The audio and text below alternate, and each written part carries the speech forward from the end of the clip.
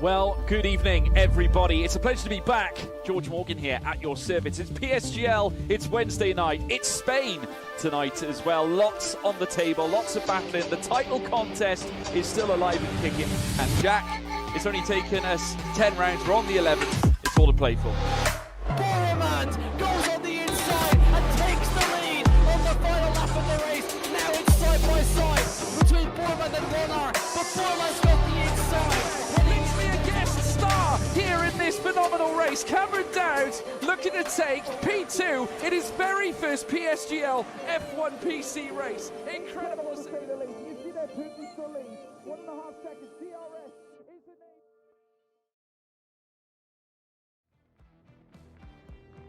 name. Well, good evening, everybody, and what a fine one it is too. It's Wednesday night once again at 7 o'clock. And my name is George Morgan. He is Dan Field. We are PSGL. We are back, and we're going to the UK home of motor racing. It is Silverstone tonight, folks. The Earl Grey of world motorsport, I should say, as well. And with a championship that is certainly taking a unique turn and a new curve, with so many drivers here, with one of the most packed grids you're going to see in modern league racing, let alone in F1 esports, and we're here to bring it to you. My name is, of course, as I alluded to, George Morgan, alongside me, Dan Field. Dan, we have arrived.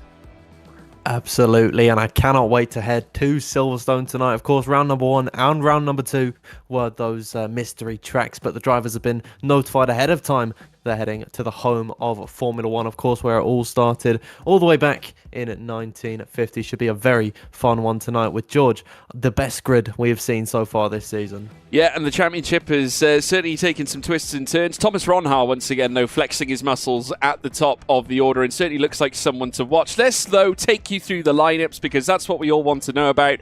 It is currently the case that Thomas Ronhar and Brendan Lee are psyching up for Sauber. They have been so good over the last 2 rounds. Jed Norgrove and Joni Tormala, familiar faces at AlphaTauri, with Norgrove impressing on many levels. Luke Smith and Patrick Schipos lined up for Alpine. A welcome return for Patrick Schipos, who is a reserve this season. Philip Prejnader in as a reserve as well, alongside Simon Weigang at Aston Martin, Barry Burremand and Nicolas Longue, announcing Ferrari's return here to PSGL now that they're aware of what the race is going to be. Alfie Butcher and Ulas Ozildrim line up for Haas, with Otis Lawrence lining up alongside Shanaka Clay at McLaren as well. Jarno Otmir and Jake Benham in the Mercedes. And then at the Red Bull team, we have the familiar faces of Frederick Rasmussen and Mercedes' own Danny Berejnay, of course, in a Red Bull for the sake of PSGL, just due to sheer numbers. Alvaro Caraton and Ishmael Fassi, of course, Williams esports drivers, and they are representing that team here in this evening's race. So lots to look forward to. Certainly we have qualifying lined up shortly, but just a quick reminder as well,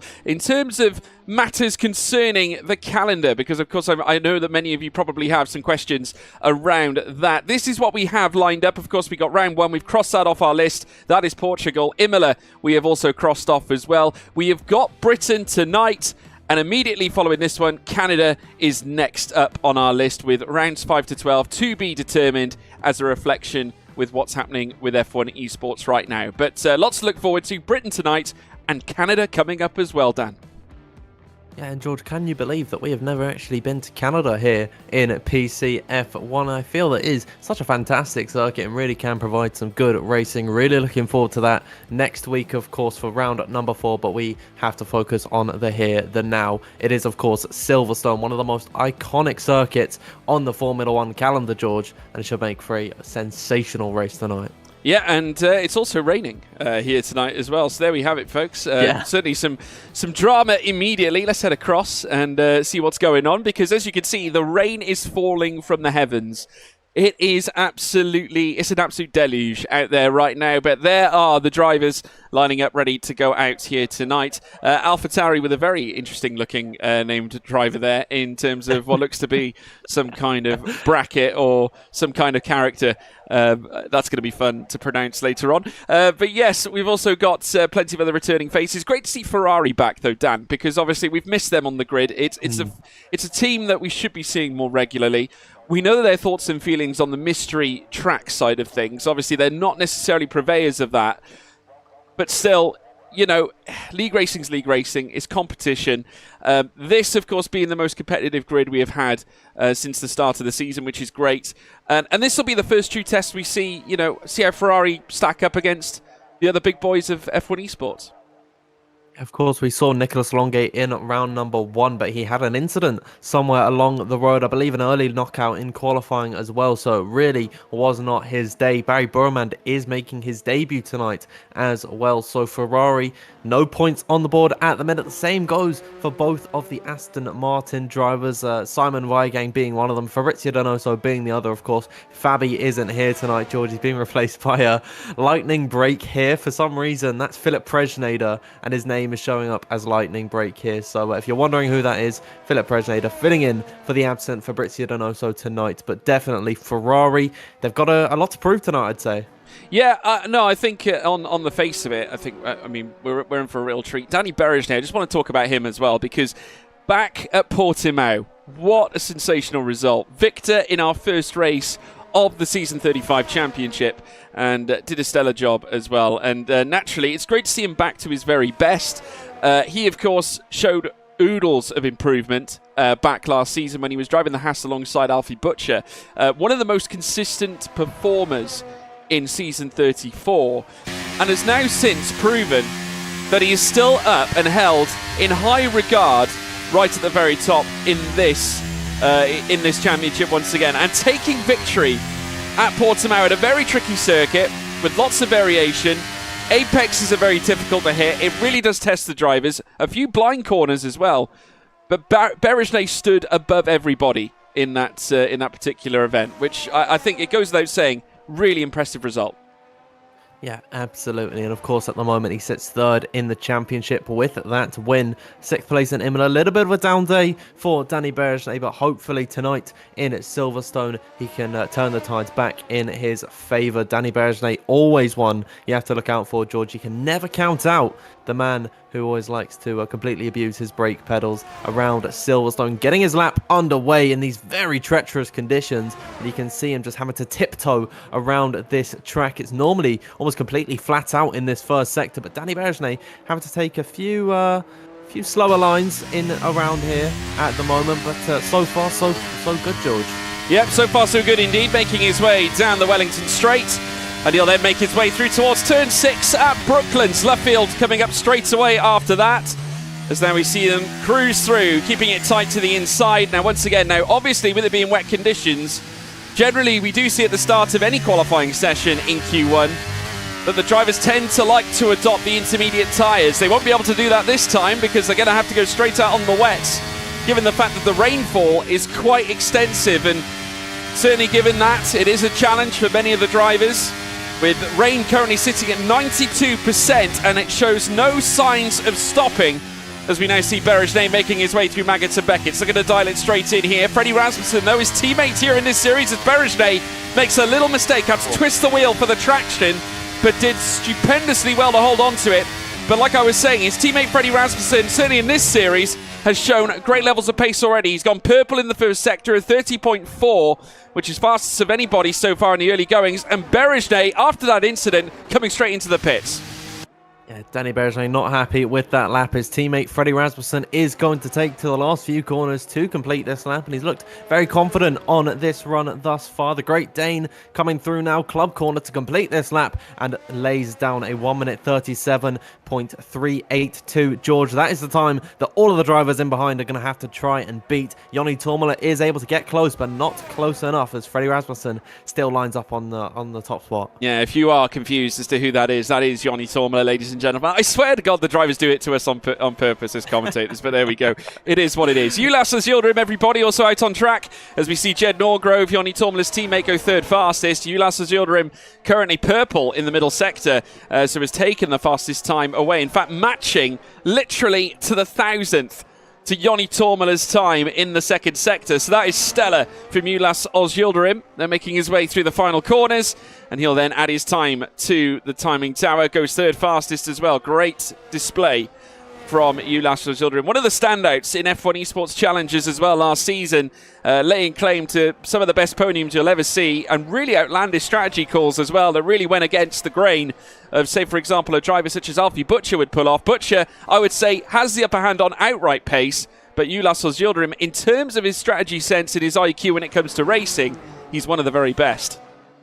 Absolutely, and Otis Lawrence, a rising star in the league racing scene, comes to the line and sets the first 1 minute 36 of the evening, a .924 for Otis Lawrence, of course, without his teammate for the evening, Wilson Hughes. Shanaka Clay lining up in that McLaren, a 37.7 for him there, but brilliant stuff from Otis Lawrence. And George, seems like this young kid, he's got all of the bags of pace in qualifying. Of course, was right at the top in, I believe it was Portimao, round number 1.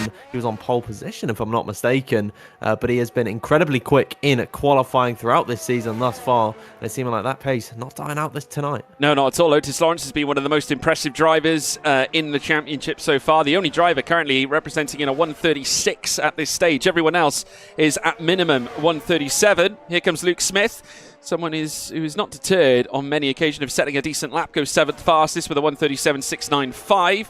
Teammate Patrick Sheepos invalidating his first run, so no time will be issued on his part. Simon Weigang, currently 10th fastest, has crossed the line with a 137.954. Alvaro Caraton as well out on a lap and coming into the final sector is actually 6.5 tenths up in the second sector, but bails into the pit lane straight away to reassess. But here we go. Nicholas Longuet out on track, someone we've seen at the very top of league racing time and time again. Funnily enough, was one of later than you think, in fact. He actually took his first win in PSGL. He was vastly into the PCF1 Championship quite a few seasons in, and someone who's competed at the top year on year. It was actually kind of later than expected that he would take his first win in PSGL.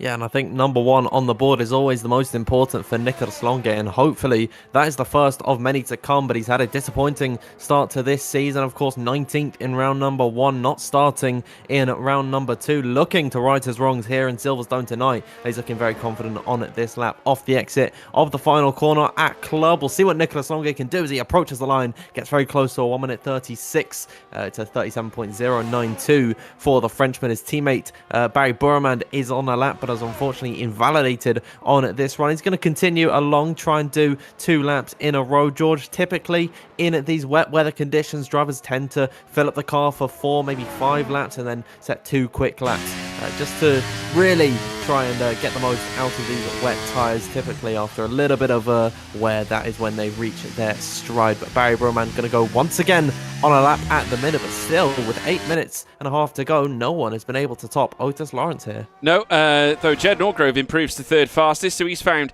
a little bit of delta in the time. Actually nestled in 6.5 tenths improvement heading through the Stowe corner. We have got more activity further down. Brendan Lee, who has recently been acquired by Sim Racing Centre as their new instructor, in fact just bailing into the pit lane despite the 2 green sectors in the initial stint, though the 30.5 being fastest. The middle sector was pretty poor on Brendan Lee's part, 41.3, certainly doesn't stack against the 40.2s that we have seen elsewhere. Other cars out and about on track. Jake Benham also marking a return back to racing as well, and looking to marshal in a decent time. Now, interestingly enough, going against the grain, a few of the other drivers have adopted this as well. Intermediate tyres for this initial lap, as opposed to the wets.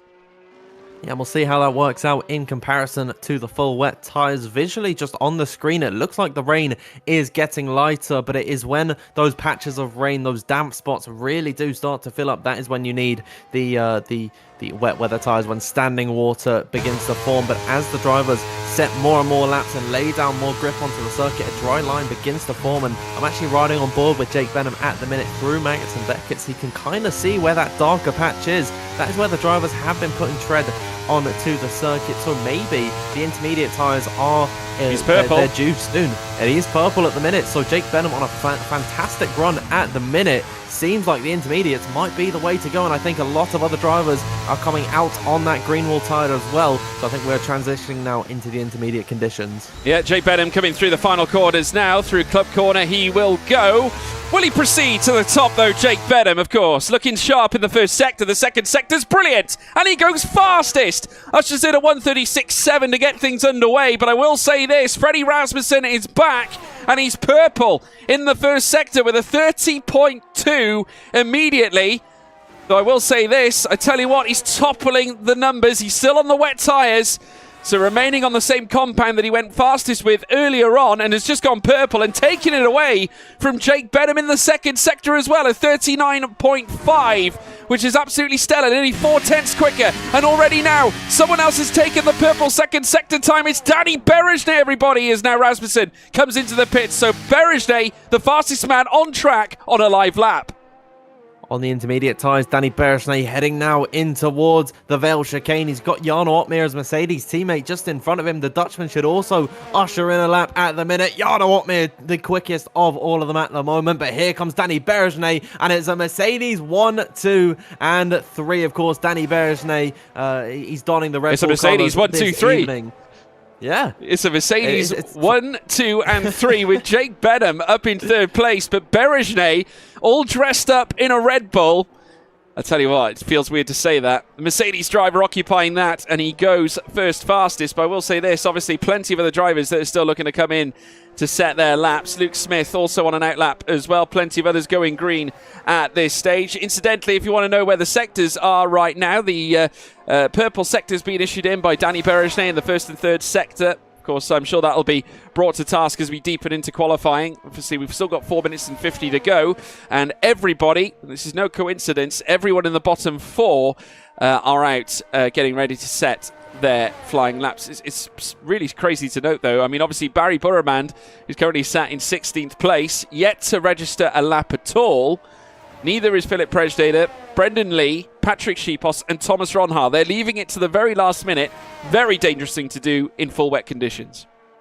It's going to be a bit of a cold welcome back for Barry Burremand if he is eliminated in Q1 here. Shannon Leclerc is about to come to the line. He sets a nice 1 minute 36.475 to split the two Mercedes cars of Jarno Opmeer and Jake Benham. And George, one thing I'm just considering at the minute is that if you're the last driver out, you're going to have the best conditions and arguably the best chance to get as quick as possible. So I'm wondering if anyone coming out too early in this session with about 3 minutes to go, I believe there's yellow flags at the moment, but around about 3 minutes left to go in this session. If you're not on circuit at the right time, you could face being eliminated from qualifying despite having a perfect lap by what the conditions you're faced with. So really is all about timing here. It certainly is. And for those of you at home who are requesting the track map, no, we're not putting it up because A, it's pointless, B, it doesn't work, and A, I've got telemetry as well in my sight so I can see who's purple and who isn't. So that's the reason why we're not using it, folks, because it's not accurate. So there we go. Luke Smith out on track has just gone purple in the first sector, ironically. I would only know that by my telemetry behind the scenes. So there we go. So at least you guys get to see who is fastest at this point. So there we go. Luke Smith heading through towards the next right at Cops. And then in towards Maggots and Beckett's very shortly, and looking smart already, but it's just invalidated, incidentally, as well. Another thing you'd only see if you have telemetry behind the scenes again, which the track map would not tell you, as we're now watching the cars make their way through. 2 minutes and 50 to go, and now Shanaka Clay back on a lap again, and has just gone purple in Sector 2. Shanaka Clay's looking to set these consecutive laps, but he has backed off, it seems like, and maybe that is the end of... Actually, no, he's charging up the battery, so Shanaka Clay is looking to go one more in this session. Philip Prejdader to the line with a 36.2, getting himself just behind Danny Berejnay at the minute. I'd imagine the Hungarian driver who's just coming back out onto the circuit for his final run is going to be feeling pretty safe at the moment, but it seems like lots of activity down on circuit at the minute. We'll see who's able to get themselves out of Q1. Yeah, well, as we now watch Philip Prejdader go second fastest, impressive lap. And as someone who has performed back at the highest levels in F1 esports historically, one can remember that he used to drive for Ferrari not too long ago, and has just actually recorded the purple third sector as well. Now, what I will say, Alfa Romeo, or should I say Sauber Esports, coming in clutch at this point, because now Brendan Lee has just gone purple in the second sector. Now, remember, he has not set a time, has gone green as you'd expect in the first sector, considering that he hasn't nestled down a lap, but purple in the second sector is huge, though Otis Lawrence has just stolen that away, and Otis has gone purple in the first two sectors. Strap yourselves in, folks, as now we see Brendan Lee go to the top with an immense clutch lap of a 136, but instantly now a reply could be in hand from Otis Lawrence, the young man who is looking to try and nestle in his time at the very top. He could yet do it! He does! Brilliant there from Otis Lawrence, and Shanaka Clay's not far behind because he's gone purple himself in the first sector and has stolen it off his teammate.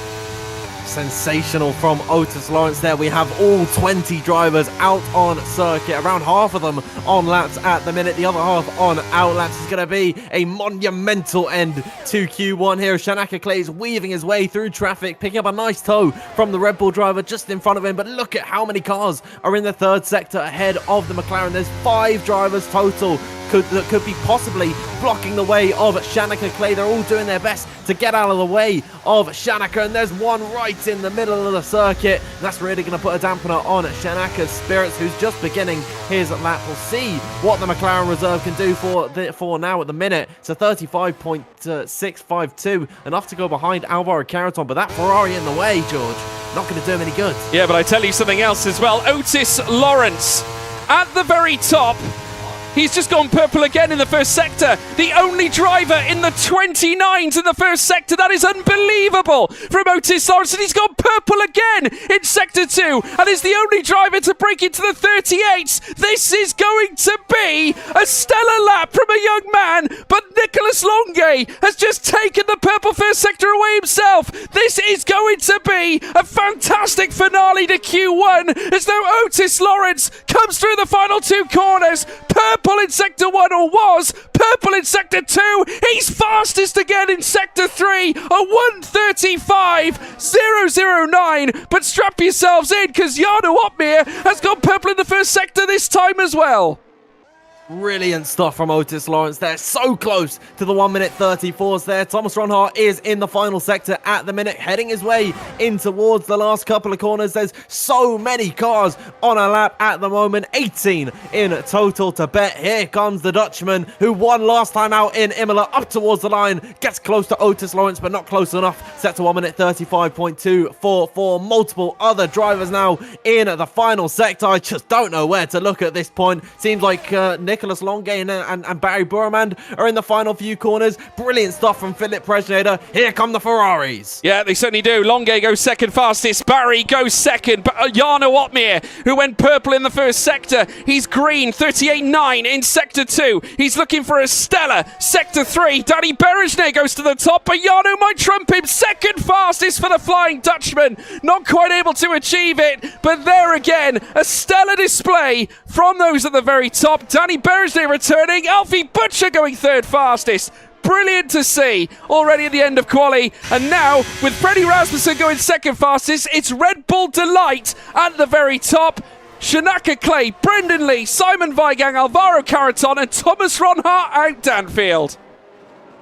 Wow, that is a fantastic way to end this session. Incredible stuff from all of these drivers. Danny Berejne, though, what a lap from him. There was multiple other drivers in behind him on circuit, and no one was able to get into the 1:34.5s aside from him. Big shame to lose the likes of Thomas Ronhart, Brendan Lee, Alvaro Carreton, Simon Weigang, and Shanaka Clay. George, I can't help but feel very bad for Shanaka because he was on for a pretty decent lap earlier on in this session, but was unfortunately blocked by one of the Ferraris, I believe, of Nicholas Longue. So maybe a little bit of an inquiry could be sparked for the stewards there, but nevertheless, Q1 does not disappoint.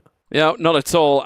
Danny Berejne, what a performance again. 51 thousandths faster than Frederick Rasmussen. What a way to kick things off. Jarno Opmeer in the top 3. How about that for a top 3? 3 of the coats that have been around F1 esports for multiple years. I would say stretching 4 or 5 years now. Unbelievable at the very least, in fact, with Rasmussen coming out as well as Berejne in 2018. In fact, the year after, where of course they'd signed with the official teams. Amazing. Alfie Butcher, stellar performance. 4th with Yoni Tormler in 5th. Benham 6th, Norgrove in 7th, Ulas Ozilder 8th. We then have Ishmael Fassi 9th, Otis Lawrence 10th, Patrick Sheepos, Barry, Nicholas Longay, Luke Smith, as well as Philip Prejdader. Thomas Ronhart, big shock, he's out. Caraton is as well. Simon Vigang, Brendan Lee, Shanaka Clay. That is both Saubers out of the session, Danfield. Unbelievable. I know, and if you consider the type of speed that they've been on recently, I think, Sauber might actually be the Constructors' Championships leaders. Indeed, they are. And to be both eliminated in Q1, that is a big, big loss for both Brendan Lee and Thomas Ronhart. We'll see how they're able to cope in Silverstone. Of course, Georgia is a circuit where there's plenty of overtaking opportunities, so maybe they're going to have a fun time trying to weave their way through traffic. But Q2, if it's anything like Q1, George, it's going to provide some stellar entertainment for us. There's going to be lots of stellar entertainment, folks. Sit tight. Q2 just around the corner. In fact, the timer is ticking down as we speak, so we can move along to our analysis screen. As you can now see, the rain still continuing to fall. Now, the good news is, however, 15 minutes of rain. That's all we're forecast at this stage. That's what the telemetry tells me. So there we go. So we might be in for a bit of a quiet start to quali. Though saying that, I mean, with it being only a 15-minute session, it might be exhausted. But at the very end, telemetry changes all the time. You might yet get a change in the tide. We do have dynamic conditions. If the weather changes, we could be in for a bit of a surprise in the final minutes of qualifying, Dan. Yeah, absolutely. It really should be a very exciting Q2 session to decide who the top 10 drivers are making their way into the final parts of qualifying. Nicholas Longay is the first driver out on circuit, followed by his teammate Barry Burman. We saw the pair of them at one point lighting it up, second and third, and then all of a sudden they saw themselves in the bottom half of the grid. It really just does go to show how things can change in these interchangeable conditions with qualifying in terms of track performance and how fast everyone is actually able to physically take these cars. It really just goes to show, George, you can't be comfortable at all in these qualifying conditions. No, not at all. You've got to be, when it comes down to wet weather, and certainly weather changes, transitioning, the drivers have to learn to adapt. That's the difference maker. You can't stay relaxed. You can't stay comfortable being in an environment where obviously when weather does change, you need to be on your toes, make the necessary changes, whether that be to wing application, set up brake bias, for example, as well. Those are the minor things that drivers can change post-parc ferme. And then at the same time, not to mention tyres. You might be making that transition from wets to intermediates. We saw that in the first session. That is something that could yet hold true once again here. And if the rain does die off late into the session, and I'm looking at my timing screen, it's still saying 13 minutes, so we should see the rain continue right through to the very end. But if that changes, which it does do from time to time, it can change just like that, folks, then you might even see the dry tyres come in late last minute. But I think that is going to be a bit of a push. Nicholas Longay, he's currently the first car making his way around on track and will soon cross the line and very shortly commence his flying lap. What do you make of his performance? I think he looked pretty strong in that last session, Dan. I'm inclined to agree with you. I think Nicholas Longay on his return, of course, after struggling in round number 1, not racing in round number 2. He's doing a pretty decent job here in Silverstone. Really was just a lucky dip as to who actually got eliminated. Really, it's all about being as late as possible and to get, at the time, second and third fastest for the Ferrari drivers. It's a very strong qualifying performance from them thus far. Maybe today, not today, in this session, conditions might be a little bit more stable, so maybe we're going to see a little bit more of a by-the-by typical qualifying session that you see. But Nicholas Longay, Barry Burman, I'd say neither of them have anything to worry about. Q3 has got to be the target, and the pair of them should be contending for pole position on this lap thus far. He's looking a little bit shaky off the exit of Luffield and through Woodcut onto the National Straight, but by-the-by, he's looking like a pretty decent lap here. Yeah, absolutely. The rain already, in reference to obviously the 92% of wet weather we had in our last session, that is now reduced to 78. So we are definitely in, I would argue, the intermediate condition standpoint at this stage.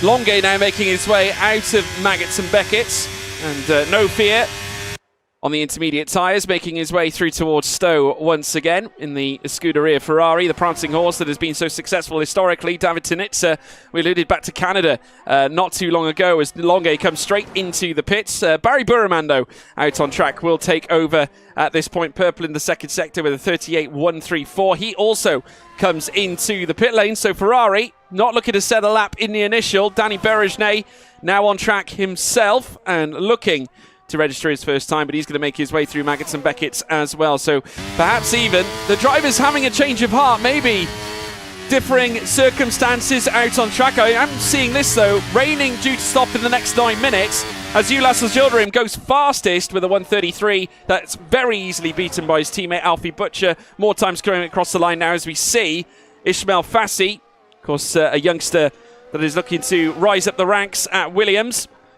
Looking to register his first lap time of the day as well, third fastest, and indeed now he won't be alone because Danny Berejnay, who was the fastest man in our last session, he's going to go fastest again with a 1:32.546. So a stellar display there from Danny Berejnay once again, and Philip Prejnader will be joining him soon. Gotta say, Danny Berejnay has really been a sort of a hero in this season. I've really enjoyed to watch him partake in PSGL, of course, taking victory in round number 1, 6th last time out in Imola. Really hoping the best for him today. I've just noticed as well in the live chat, thank you to Tolga Akalin and Karchuel for becoming PSGL super fans. That's the first time, George, I've actually ever seen that. Yeah, welcome. I've never seen that before. Welcome. Thank you both very much. Welcome to the super fans. We love super fans. I've never ever known that before. That is incredible. Welcome to the super fans of this channel. It's wonderful to have you here. Wonderful to have you all here if you're tuning in as well. If you've been a lifelong PSGL spectator, I could just see the Big C's also become a PSGL super fan. I would hope so, considering you are the boss of this operation, as we now see Frederick Rasmussen make his way down through towards Stowe as well. But at this point, Otis Lawrence now making his way around on track. He is also beginning his flying lap in Sector 1 at this stage and bombing down the Wellington Straight. He'll then make his way in towards Brooklands and Luffield. He does have a bit of traffic though, but it hasn't stopped him going purple in the first sector. 29.015, Dan. Yeah, absolutely. Otis Lawrence just sensational in qualifying. Of course, pole position in Imola. The Mercedes going to do a very nice job of getting out of the way. That's Jarno Otmir, and then one of the Ferraris of either Nicholas Longue or Barry Burman as Otis Lawrence continues to tackle Copse Corner. So difficult in the dry, even harder in the wet weather conditions, but he's just fearless. This young kid, he's really doing a fantastic job heading his way now through Chapel and on towards the Hangar Straight. George, come race time, this is going to be one of the best opportunities for overtakes along this circuit. Of course, long DRS straight in towards the fast right-hander Stowe Corner. 5th gear through there. We'll see what Otis Lawrence can do as he approaches the downhill Vale Corner. He's looking very solid on this lap. He's looking very good indeed. Club Corner coming up next, and he'll then make his way around the final bend out of Vale and Club as well. Turn 18, and then across the line, fastest straight away, and the only driver in the 131s goes a whole second faster. Near enough, 9.5 tenths to be precise, than Danny Berejnay in second place, though he might not get a chance to celebrate for too long because Freddie Rasmussen, who's there making his way through Maggots and Beckett's, has just gone purple in the first sector and has taken it away off Otis Lawrence. A 28.904. That is special in that first sector. A 37.4 is brilliant in the second sector as well. Stellar showing here so far from Freddie Rasmussen. 4 times consecutively a runner-up in the F1 Esports Pro Championship. I'm sure one day he would love to win one as he makes his way through Vale and then through the Club Corner for the final. Well, the final corner on this lap goes fastest again, a 1:31.289, and is clear by 3 tenths of a second. Though hold your breath, hold your horses. Jarno Otmir fastest in the first sector. Yeah, Jarno Otmir hasn't found his way to the top step so far this season, but he's at second in the championship with a 3rd place finish in Imola, then a 2nd place finish last time out in, it was a 3rd place in Portugal, and then 2nd place last time out in Imola. Is the trend going to continue tonight, and he's going to take victory around Silverstone? We'll have to wait and see, but George, I'm looking at the tyre data and all the tyres that these drivers actually have fitted at the minute. Both Hasses Alfie Butcher, Ulash Zildjian, Jake Benham, and both Alpines as well, Patrick Sipos, Luke Smith, as well as Philip Prejne. They've all got the soft tyre fitted on their car. That's very interesting to me, considering there's still quite a lot of downpour out on circuit, and I'm wondering, as Jarno Opmeer approaches Vale to complete this lap, I'm wondering if these drivers are going to consider potentially staying in the pit lane until the conditions are right for slicks. Yeah, no, absolutely right. Jarno Opmeer going second, though, straight away. And last time out, finished second here at Silverstone. The last time we raced here back in season 34. Great lap again from the Flying Dutchman. Sticks him in behind Freddie Rasmussen and ahead of Otis Lawrence. So two drivers that have been at the helm of F1 Esports now for so many years. Jarno Opmeer, a two-time champion, after laying claim to his first title back in 2021 with the Sauber Esports team. A team also that he was partnered with Danny Berejnay at that season. And then once again at Mercedes, he would of course take yet another title. And I'm sure another one isn't far away should he continue this breathtaking form that he seems to be on once again. Obviously, given the fact that the handling model has changed quite a lot, I got a chance to speak to him after last week's race, and he declared that obviously given the changes to the handling, it's enabled him to obviously embrace it that little bit more, and it's more in line with what they've had in the past. Barry Burman now, former PSGL champion in his own right as well, back in season 33. Remember, it was the duel all the way down at Abu Dhabi, where it would be between him and Thomas Ronhaar for the title. Of course, it was Ronhaar who took the victory on track, and this is what I alluded to, Dan Field. The changing in temperature, the change in the weather, the dynamic conditions, and now the DRS has come in last minute. I feared this would happen. I said this at the top of the show. Very, very interesting that the DRS has been enabled at this point. There's still a little bit of rain coming down on the circuit. I'm riding on board with Barry Burman, and actually, I believe it has just stopped. So now we've got no rain on circuit, and this should mean the slick tyres should be coming into their own very, very soon. So do watch out for all of these drivers in the pit lane. They're all beginning to fit on a set of the Inters. It's only Jarno, Nico, and Barry who's now coming into the pit lane that still have the green wall tyre on. So I'd imagine the next lap we're going to see, George, they're going to be slick. Yeah, well, I feel a little sorry for Barry in this instance, because he went purple in the first sector. He set a 28.8, which was faster than the top time set by Freddie Rasmussen in the first sector by nearly a tenth of a second. He was approximately 3/4 of a tenth faster than Freddie Rasmussen in Sector 1. So a little misfortunate, or a little unfortunate, but he could not afford to go round again because the timer is ticking down and he needed to come straight back in. So he couldn't register that lap that he was looking to set, because if he went round again, he would have run out of time to qualify. This will allow him to stick on a pair of, certainly a set of slick tyres, and then head out onto the circuit in order to post a faster lap time. Now you can see the red banded soft tyres on all the cars leaving the pit lane, and it's really prevalent for those at the bottom five. Jake Benham, Patrick Schiepos, Luke Smith, Barry Burman, and Philip Prejnader all looking to improve in order to feature in Q3. Very brave for some of these drivers to come out so early in the session. Both Patrick Sipos and Luke Smith are the first drivers out on circuit, but if the conditions are going to continue to get better and better as time goes on, you want to be as late as possible. So if you're the first drivers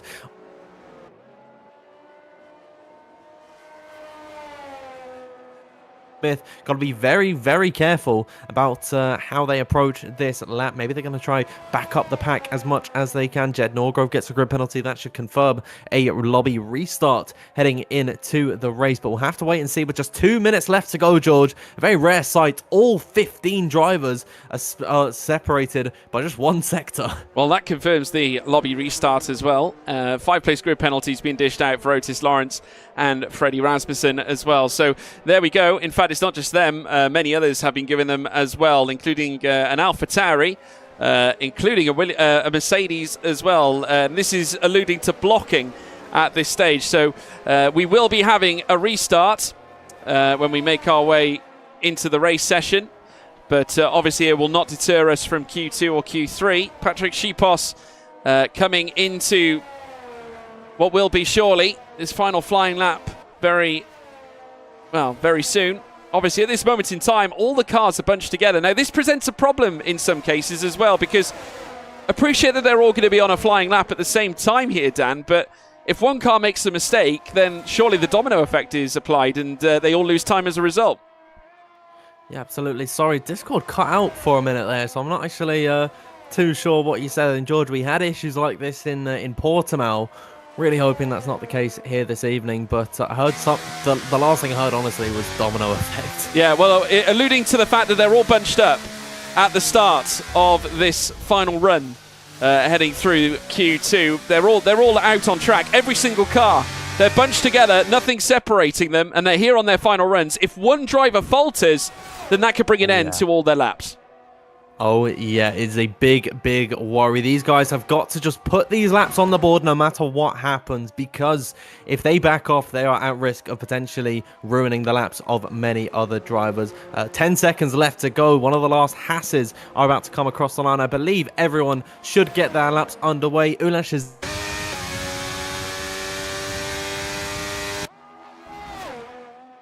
Hildrum, George, got his lap underway, and theoretically he should have the best conditions. He should do. Purple in the first sector straight away for Patrick Sheepos. Apologies, folks at home. We are having issues in terms of the cutting out. Unfortunately, Discord, I think, is having some issues, so it's not the first time we've seen it. It's happened quite a lot in the last few weeks. We have seen a few updates that Discord have brought out, so it might affect the audio. We do apologise if that is the case. Patrick Sheepos now making his way through the Maggots Beckett section, and then he'll make his way down the long straight at Hanger, and then in towards the next right as they make their way through Stowe. Turn 15 will light up first. Patrick Sheepos looking to deliver a punchy lap. Judas Azilda in purple in the first sector. Second sector belongs to Nicholas Longe, though that's just been stolen by Freddie Rasmussen. In comes Sheepos now.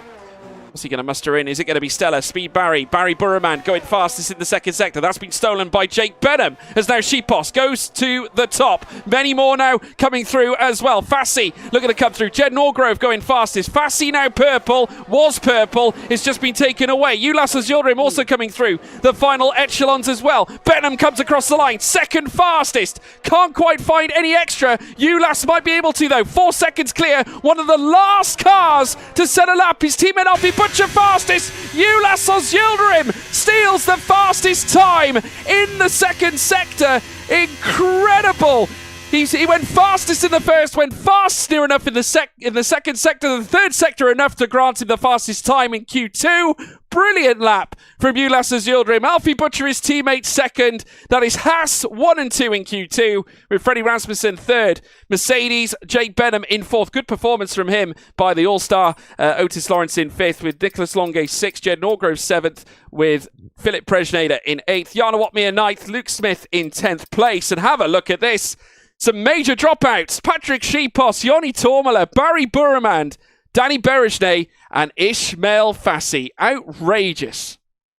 Well, George, I've got something to tell you about Barry Burraman and Danny Berejne. They well could have been into the next session if it wasn't for contact down at Vale. Barry was practically pushing Danny around the final sector, and it all came to a head in the final couple of corners. The last braking zone along the circuit, Barry Burraman went a little bit too deep on the brakes, hit the rear of Danny Berejne, and the pair of them were slowed down on their runs, and I believe that is the sole reason that neither of them have been able to find their way into Q3. Danny was sent into a miniature sort of half spin. Barry had to back off, maybe sustained some light wing damage there, but the fact of the matter is the pair of them, George, out of qualifying. Yeah, no, it's a bit devastating really for Ferrari. I mean, they're one-legged now into Q3, which isn't ideal. The good bit of news, no rain in Q3, Dan. So we've got dry conditions. So you can have a picnic out on the airfield at Silverstone. But outrageous. Obviously,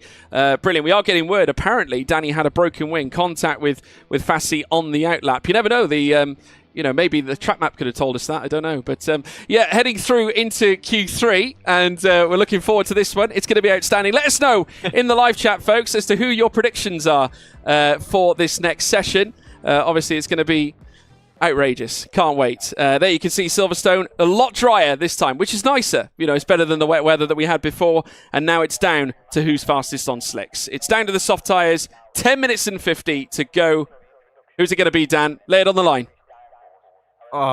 It's so difficult when there's so many high quality drivers on this grid, but I got to put my eggs in one basket. I will go for Freddie Rasmussen to take pole position in this race. Was sensational last time out in Imola. There's no Thomas Ronhart in this session. I'm going with Freddie. Yeah, well, I can see there's plenty of names flittering out in the live chat. Otis Lawrence, big thank you to you guys for getting in touch and laying us down your predictions. Kailani Mai saying Danfield win. I think that's a possibility. It could well be. Otis Paul says Courtney. Otis Lawrence as well for Advaith Vinod as well. Thank you for getting the predictions in. George Paul, thank you, Vlad. I appreciate that. Faster than Danfield, obviously, which is great to see. Philippe Carrera going for Jarno. We then, of course, have many more. Max Verstappen, P1. Unfortunately, he's not racing tonight, which is a shame. Jarno Cookmere for Paul, says Cartuel. Thank you so much. Jarno Paul says Darlow James. Brilliant stuff. Jakey does it, says Taze it as well. Kyan Patel saying Yarno. The cars now making their way out onto the track. This is going to be a stellar visit. Merc 1-2 with Otmir on pole, says Captain Maxim. Aroga Shaggy saying Jake Binham for pole, please. There we go. It's going to be stellar. Kai Wall saying Yarno pole. I mean, I know Yarno's got a lot of fans here. He's got a huge outright support here, Danfield. Can he pull it off? Maybe, but he struggled in the last parts of Q2, was 9th overall. So possibly if Danny Bergesnay and Barry Burman were able to get those laps on the board, we wouldn't even be seeing the Flying Dutchman in qualifying. But you could put it down to that last session being in the interchangeable conditions. It's a Mickey Mouse session. We don't know at all, George, who is able to take pole position in these bone dry conditions here at Silverstone. Still a little bit of cloud coverage, but the sun is beginning to peek through as now most drivers out on circuit. The Dutchman exiting the pit lane now, but who is first out? It is Ulash Azildrum, quickest in Q2. It's good to see both Hasses in the final parts of qualifying, the pair of them struggling thus far this season. Only 1 point between Ulash Azildrum and Alfie Butcher. We'll see if Silverstone is a change of that. Yeah, no, the two Haas drivers, both of them graduates from the F1 Esports Challengers Championship, and we alluded to Alfie Butcher's dominance in that series as well, and Ulas Azildrim's in terms of his pure brilliance, where it came down to, you know, understanding the the strategies as such, which brought him the great results. We saw some, you know, of some of the best races you'll see in Challengers history between those two, especially one I remember at Australia at the Albert Park Street Circuit in Melbourne.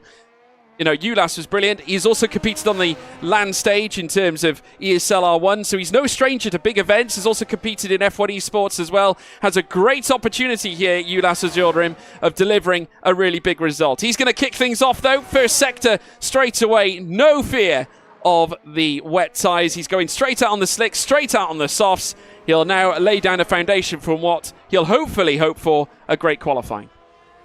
Absolutely. Ulash Azildrum taking to the circuit. We'll see what he's able to do in the first sector. It's going to come up as a 1 minute, not a 1 minute, it's just a 27.004 miles quicker than what we saw at the beginning of this session. Ulash Azildrum, a driver that I've been very, very impressed with, George. Of course, I remember back in season 29, I believe, I was commentating on him in PSGL F2. It's great to see him in the position that he is now, both on F1 23 and various other games. I believe it's iRacing that Ulash Azildrum commonly does outside of the F1 esports scene, and he is top level there. And I've got to say, all round, he's probably one of the most talented drivers that we have on this grid, so I'm really looking forward to seeing what he can do tonight. Yeah, absolutely. Purple in the second sector, as you'd expect for Ulas Azildrim. Fastest man on track, though, is Otis Lawrence at this point. We've got Philip Presnader not far behind, either in behind that of Ulas Azildrim. Azildrim, though, is going to be the first to cross the line. Let's see what time he can lay down as he now heads across. 124.526. A great start for him. Otis Lawrence, though, after Philip Presnader going second fastest, mere hundredths between them. Otis Lawrence immediately slaps a 124.322, which is stellar to see as well. Plenty more cars, though, coming through. Freddie Rasmussen, only fifth fastest. A bit of a tricky run, as now we see Alfie Butcher going fifth fastest in his own right, a 124.586. Jed Norgrove impressing again, going fourth fastest with a 124.528. Jarno Otmir also out on track and is currently heading towards Maggots and Beckett, so he's got a little bit more ground to cover yet. Absolutely. Jarno Otmir, of course, 9th in Q2. We'll see what he can do here in Q3. Of course, his teammate Jake Benham has just nestled in a 1 minute 24.610. Disappointing start to the session, I gotta say, for Jake Benham there. We'll see what Jarno Otmir can do as he approaches Stowe Corner at the peak of this circuit. Now taking the downhill run in towards the Vale chicane, where, of course, we saw in qualifying Danny Berejnay and Speed Barry come to blows. As now through the final corner for Jarno Otmir. What is it going to be for the Flying Dutchman? Will put himself into P6, a 1 minute 24.544. And George, have a look at that. Look at how many drivers on a 1 minute 24.5. Yeah, I mean, look at this. I mean, Otis Lawrence back again at the very top. Outrageous. Nicholas Longuet has looked really sharp as well. Because everyone seems to be keen on having this mini-map, I'm going to put it on. But for the mere sake of the fact that you really can't see anything. I mean, it's just pointless, really. There it is, ladies and gentlemen. I might turn it off if you misbehave. But yeah, looking at it on paper, I mean... Yeah, I mean, someone was alluding to wing damage earlier on. We could have seen that on the track map. Have you ever seen damage on a track map? No, I've tell you what, George, I did see something quite funny though in this session. It was about Luke Smith actually on a lap at one point, and he was invalid throughout most of it, and it still showed green. No, it showed on the minimap actually. You're joking? I'm not joking at all. I promise you.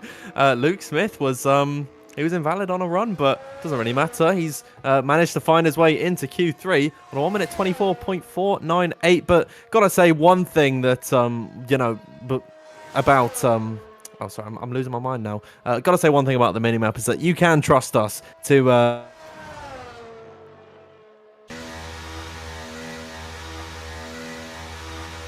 We don't need all the hassle about a silly little mini-map. It doesn't take much of the screen. It's not really important at all. It doesn't give you all that much information. I would say thank you. I would say thank you for the advice, Danfield. But unfortunately, you actually, as soon as you said that, the Discord cut you out again. Oh. God's sake, unbelievable. I mean, that is phenomenal timing. Feel free to repeat for us. Just allow the good viewers to understand what you were trying to say. Honestly, Discord's trying to silence me, and I'm trying to give my opinions on the track map. But please do put your faith in us that we can dictate where the action actually is happening. Please do put your trust in myself and George. I've got the mini map on my personal screen, so if you really want to know who's there, maybe I can type it out to you or something in chat. But it doesn't show all that much, so it's not a big deal. Just enjoy the show. There's plenty of action out on circuit. Why would you want to look at a little map anyways? Yeah. I mean, you get to see Danfield's beautiful face. I mean, there's nothing wrong with that, is it? Won't go that far. But anyway, back to the action, folks. As we now have the drivers making their way out onto the circuit, we have got nearly every car, nearly every man and his dog making his way out onto the circuit at this point, and Alfie Butcher is now making his way around on track. One of the leading cars out on this run as well. We have every bit of info at our disposal with telemetry. I just caught the Human Pokedex's update on the live chat. Bertie Raylan, put it on. It's on. I've just got my analysis screen over the top of it. Everyone's really upset about this map. I cannot believe it. This map has really caused the problem for people. This is outrageous. I've never known this in 6 years of commentating league racing. This is unbelievable. But oh my god. But yeah, at the moment it's Otis Lawrence who's at the top of the timing screen. Incredible. Nicholas Longuet second, Luke Smith in third. Who's going to improve Danfield? Where are we seeing the time, do you think? Oh my god, I don't know at all. All in all, it's a pretty close session if you take Otis Lawrence out of the equation. Nicholas Longuet is not even a tenth and a half, or so, well, he's about a tenth and a half over Freddie Rasmussen at the minute. That is the difference from second all the way to 12th, 10th. Don't know where I got 12th from. 10th in Freddie Rasmussen's position. So I think the main goal for a lot of the drivers in this session is to get nearer as they can to Otis Lawrence. And maybe they'll work out where he is if they have the track map on or whatever, but we'll have to wait and see. Otis Lawrence, if you can't see it on your screen at the minute, he's headed through Maggots and Beckett's now, as is pretty much every other driver on a circuit at the moment. We have just 1 minute left to go in this session, George. All 10 drivers out on circuit. I don't know who's going to take it. Well, I tell you one thing that the track map might be able to tell us is what did Otis Lawrence have for dinner tonight, because it might have really made a difference in terms of his pace. Hopefully the mini map can tell us what he had. So we'll find out.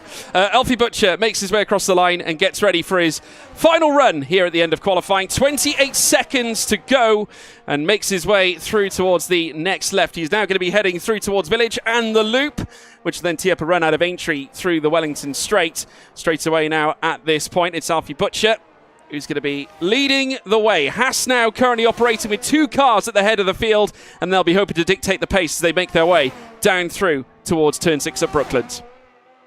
Absolutely, it's multiple drivers out on circuit at the minute. Alfie Butcher doing a good job at the moment on this run off the exit of Luffield and on towards Woodcote Corner. We'll see what the young Englishman can do. He's struggled so far this season, Alfie Butcher, and now is on the precipice of potentially securing pole position at his home circuit. We'll have to wait and see as he approaches some of the most challenging corners on the F1 calendar. It's Maggots and Beckett, almost completely flat through the first part. He's weaving his way in through the final part of the second sector to come into sector 3. He's up by just 1/10. It's a good improvement, George, but it's not enough to snatch pole. No, not at all. Alfie Butcher now green in the first 2 sectors, looking good as well, though I will say Otis Lawrence purple in that last sector.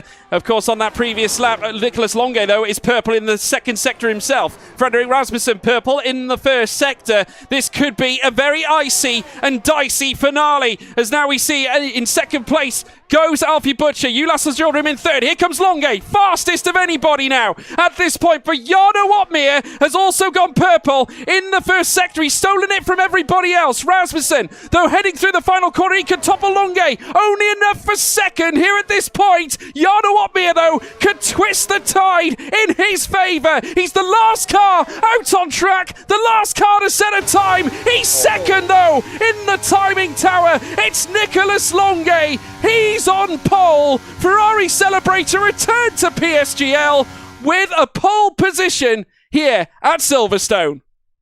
And Otis Lawrence was on a fantastic improvement, but he choked it in Chapel, spinning his McLaren car. Only is able to crawl to 4th position there. Nicholas Longe reaping the rewards of his hard effort here in Silverstone ahead of Jarno Opmeer. Freddie Rasmussen in 3rd. Otis Lawrence, a disappointing 4th from him, considering how good we know he is in qualifying. As for Luke Smith in 5th, 6th for Jake Benham, Alfie Butcher 7th on the same row of the grid as Ulas Azildrum, his Haas teammate, and then Judd Norgrove and Philip Presneder rounding out the top 10. It's Nicholas Longe on pole, George. Yeah, it is. Longe on pole, Opmeer, Rasmussen, Lawrence, Smith, Benham, Butcher, and on they went. It was a stellar display, certainly by Longe. A welcome return for Ferrari, who have been certainly out of the picture for the last 2 weeks, but they are back again, and what a stellar showing indeed for Longe to bring himself back to the top, and in that fashion at the same time, over a 10th quicker near enough than Freddie Rasmussen. Of course, Opmeer managed to dial it in a lot closer. I mean, that purple in the first sector was very important, a 26.897 to go purple in the first sector, and then of course it was just too much, unfortunately, to find in the latter points. He lost time a little bit in the second sector, though he was faster than Longe in Sector 2. Longe didn't exactly put in the very best Sector 2 time, but that Sector 3 time, enough to notch him up to the top. Incredible. But there we go. I mean, looking at things on paper, a great opportunity now for Longe to not only muscle in, his first win of the championship in his first race of the season. I mean, you can't say fairer than that. Absolutely, George. I'm so excited for this race to get underway. I mean, you know what I saw as well in the chat? I'm just completely diverting. I saw someone say the track map was distracting. And George, honestly, I don't care anymore. I really don't. I'm ejecting myself from the conversation. I'm track mapping myself away. I'm track mapping back downfield. But yeah, no, incredible. Yeah, I mean, listen, you want track maps? I'll give you track maps. There you are. There's track maps. There's a track map for you. There we go. Let's go to a commercial break. We'll be right back after this track. No, sorry, no. I nearly said it again.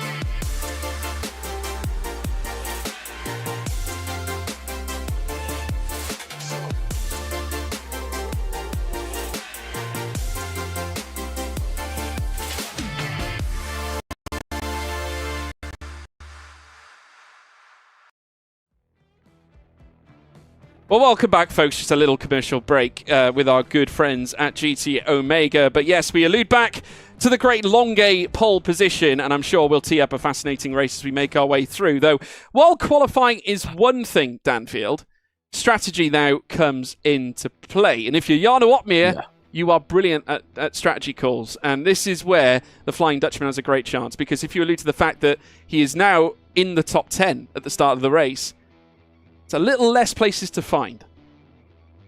And George, the pole position sitter seldom wins on F1 23, so Nicholas Longuet might struggle here tonight, and maybe Jarno Opmeer could take that leap into P1. Of course, the defending champion yet to win so far this season. We know how clutch he is in the race. It's normally qualifying, which is his weak point, and he's been qualifying outside the top 10 last time out in Imola, was able to notch his way up into second position last time out.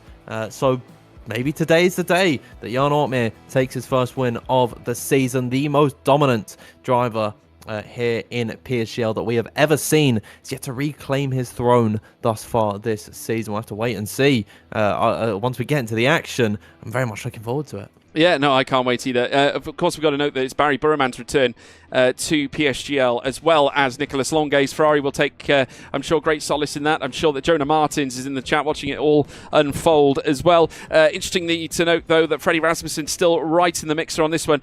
I mean, Alfa Romeo, Sauber Esports, Dan, they've got a lot of work to do at the start of this race. What do Brendan Lee and Thomas Ronhaar have to do here? They've got to pass a lot of drivers, and George, that's a very oh, brilliant. honest, great analysis from Danfield there. Moving on. Let's get the track map back out. No, let's not. No, I mean, honestly, you know, let's be honest. They had a really tricky first session of qualifying, and, you know, it really is a shocker, but it really did show how much a difference in conditions at a very sensitive point of a session, it goes to show what it can do in order to sway a result in qualifying, because it really does make a big difference, doesn't it? Yeah, I mean, Brendan Lee and Thomas Ronhaar have really got their work cut out for them today. And we saw Brendan Lee's strategy in Portimao was able to get himself up from 7th on the grid, I think, to ending up in 2nd position. If he's able to execute strategy quite like that here in Silverstone today, he could have a chance of getting some decent points. Thomas Ronhaar as well, we know how quick he is, of course, winning last time out in Imola. Sauber Esports leading the way in at the constructors' standings. We'll have to wait and see if the pair of them are able to get their way into the top 10. Very used to starting at the front. Thomas Ronhaar and Brendan Lee, we don't typically see them further back down the order, so should make for a very, very interesting race today. Yeah, no, it will. There's plenty on the table. Let us know as well in the live chat, folks, your predictions for the race. If you did vote for Nicholas Longuet, incidentally, congratulations and well done you on managing to achieve that. And obviously now we're in race conditions. It's going to be a very different kettle of fish. Let us know who your selection is for the race win. Is it going to be Danny Berejnay back at the top? Can he take his second race win of the season campaign? I just want to allude back to the fact that Nicholas Longuet, of course, when he raced for this last season, picked up his very first win in the championship. Bear in mind, leading up to that first win at Japan in Suzuka last season, he hadn't actually even achieved a podium leading up to that point. He, in fact, didn't start 3 of the races, finished 17th in round 3, and then in round 6, well, I say round 3, there were 2 cancelled races at the very start. But we'll call it what it is. It was round 6 at Silverstone, funny enough, that he achieved his first top 5 performance. In fact, it was a top 4, and he went pole on that occasion as well, Dan. So he has form around Silverstone.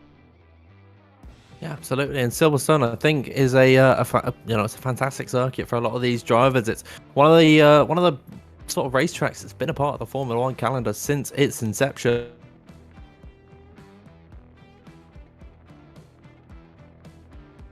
Performances from a lot of guys this evening, as we're just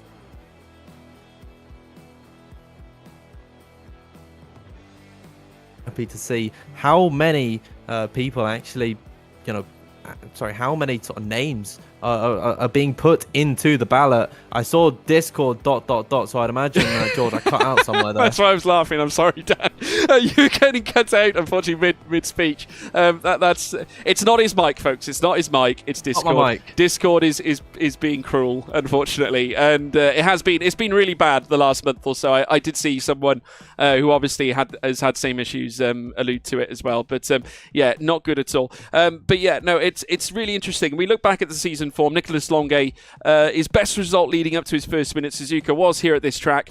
He took pole last season as well here, so it's back-to-back poles at Silverstone for Nicholas Longuet. Warm memories, but whilst, of course, he did take the pole at Silverstone last season, he didn't lay claim to the victory. It was Lucas Blakely who did take it. Second, though, on that occasion, Jarno Opmeer. And now returning back again to a track that he has performed at in the past. He, of course, has won races here in the past. And not to mention, I would argue that the form this season, I think, is greater than his form from last season. So I think he definitely has a great chance here tonight. Yeah, absolutely. It's a circuit that Nicholas Longuet really does seem to enjoy. George, I think I just got to talk as quick as I can, so I can actually get everything out. You're going to Eminem it. You're going to Eminem your commentary here tonight. Oh my god, I can't do that, honestly. It's going to be difficult this evening, but we'll have to wait and see. As George, we're finally getting ready for this race to start. We certainly are. We're heading into the race now, folks, so do sit tight. We've got it's all to play for at this stage. Like I said, please keep hammering your comments in, and we can obviously let them know or let them be heard in the live chat as well and out on the broadcast. Otis is the fastest but can race against other people. Jarno the best showman. I would agree. I think in terms of Jarno's methods of racing or running a race, managing to cultivate a decent strategy certainly makes a difference. Otis preferable or preferring to do it on outright pace. So you've got two contrasting talents there. Though Opmeer does carry a lot of pace himself, it's vastly different in a sense when you go from quali into race trim. So Jarno definitely citing race trim as his strongest feature. But here we go. Looking forward to this one. The track now is nice and dry. No fears of any issues of weather. It's going to be terrific. A clear blue sky downfield. No rain expected, I don't think, here at this point. Though rain is 14% of a chance here in this session. But, well, we know British weather, it can change. Yeah, it's a very volatile thing, the British weather. And George, it looks like very nice, clear blue skies at the minute. Some hazy clouds on the horizon, but I believe there's nothing really for these drivers to worry about getting ready for the start of this race, where you can be very liberal on the tyres. It's only 26 laps around here this evening. We should see possibly soft to mediums that will play here. Yeah, we could. We could definitely see transitioning strategies as well. Some drivers opting to take should we say an opposite strat, do something a little different, maybe provide a bit of an overcut. We know a lot of drivers tend to like to start in the softs. We will probably see many of them in the top 10 occupying that strategy, but it's all about those early place gains. Here at Silverstone, the overtaking possibilities are endless, so do sit tight. It's going to be one hell of a ride, and as you can see, weather not a concern here at this stage. The big question is, can Longuet do what he couldn't last season and convert that P4 into a P1, because he is yet to go pole to victory. Certainly here at this track, he has a chance of doing it here today. Well, we'll have to wait and see. If you're asking for my prediction here, George, I want your prediction. I want your prediction. Get yourself off the fence, Danfield. Come on. I'm saying today's not that day. I'm going with Jarno Opmeer, starting from second place to take victory here. Okay, well, there you go, folks. Let us know whether you agree with Danfield or if you don't. We want to hear from you. Brendan, shock podium, says Razor. Good chance of it, has to be said. Make sure you tune in. You do not want to miss a thing. Here we go, folks, now. All lights are now certainly going to be lit. And it's pedal to the metal. And it is go, go, go, go, go. Nicholas Longuet away off the line. The fastest of all. Freddie Rasmussen might have got Jarno Opmeer immediately. Jarno a little slow away. And Rasmussen has taken full advantage here at this stage. The top 11 all decorated in soft compound of tyres. We got Philip Prejder and Ulas Azurim going at it. But it's Longuet who leads the way here at the get-go here at Silverstone. We got a spin at the back. That's Joni Tormala that's unfortunately gone for a ride, as now they're all piling their way in towards Brooklyn's corner. Luke Smith is up the inside, now round the outside of Jan Ortmeier. It's been a torrid start for the Flying Dutchman, being overtaken by Freddie Rasmussen and now being pressured by the Alpine of Luke.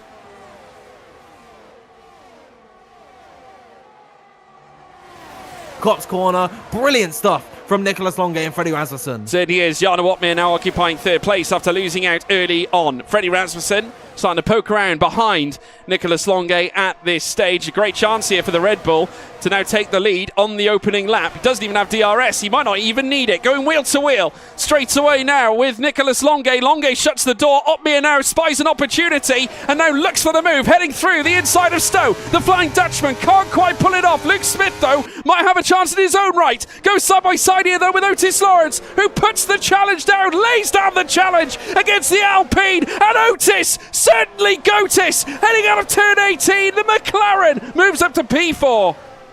Brilliant stuff from Otis Lawrence himself and Luke Smith going hammer and tongs for that whole lap there. And they both come out with some sensational moments at this point in time. Jake Benham doing well just to stay in behind. It's been a very stagnant first couple of laps for the top 10. Only Jan Ortmeier and Freddie Rasmussen trading position at the moment, and Philip Prejnader and Jed Norgrove for that matter. Patrick Sipos struggling to get through and struggling to defend from Barry Burman, who's going up the inside in towards turn number, well, whatever Brooklyn's corner is. Ishmael Fassi as well applying the pressure. George has just so many battles all out the grid. Yeah, certainly is. Barry Burman now on the attack. He is trying to elevate his places as quickly as possible. He's 13th place, trying to lift it to 12. They're not going to go 3 wide through Cop's corner. Absolutely unbelievable. We've seen what's possible with 2 cars, but 3 is just a little bit silly. Heading through Maggotts and Beckett's. Thomas Ronhar now attacking Barry Burman on the outside of Cop's. Barry got tripped up heading through that fast right-hander, but it's not enough to upset Barry and allow Thomas Ronhar through, but Ronhar might get his chance heading down the straight. How have they all come out of that unscathed? Here comes Thomas Ronhar up the inside of Barry Burman, easy as you like, in towards Stowe corner. Barry Burman might lose another position now to Danny Bergene as they're 3 wide in towards the Velchicane. A very late braking from both Thomas Ronhar and Barry Burman, but here comes Danny Bergene on the offset of Club corner. It looks like Danny has been able to find his way through. They're still fighting it out in towards turn number 1. Danny Bergene through on Barry Burman, who just continues to tumble down the order. Yeah, certainly Barry Burman under constant scrutiny. He's got Brendan Lee for company now this time. I mean, credit to Danny Bergene. He started P14, he's just retaken the place, but naturally it's never ideal to lose places. Bergene used to going forward as opposed to going backwards. As we now look to the front end, Longe still out in front. Rasmussen, who was within near enough a tenth of a second, has just lost out a little bit here on this occasion. 2 warnings have been distributed further down as well for Danny Bergene. Incidentally, Barry Burman, 3 warnings applied, Danfield. So one of them's got to be for contact somewhere along the road. That might have been in the 3 wide incident. Which one? Cops or Vale? I'm not too sure. But Barry Burman already with 3 warnings to his name. Not going to give him the most confidence coming into the rest of this race. He's got to be on his tiptoes throughout now 24 laps of this Silverstone Grand Prix. George, we've got 81% of the votes going the way of Jan Ortmeier in the poll, but currently the Dutchman sits down in 3rd. Yeah, it certainly does. Jan Ortmeier just waiting in the wings. I get the feeling this is a patient drive here from Jan Ortmeier. Not too concerned, despite losing out the 2nd place on the timing tower. He will, though, persevere and has a great chance still. It might just be the case, just being patient, allowing everything to unfold in front of him. The only concern at this stage is Otis Lawrence, who, of course, could be a thorn in the side.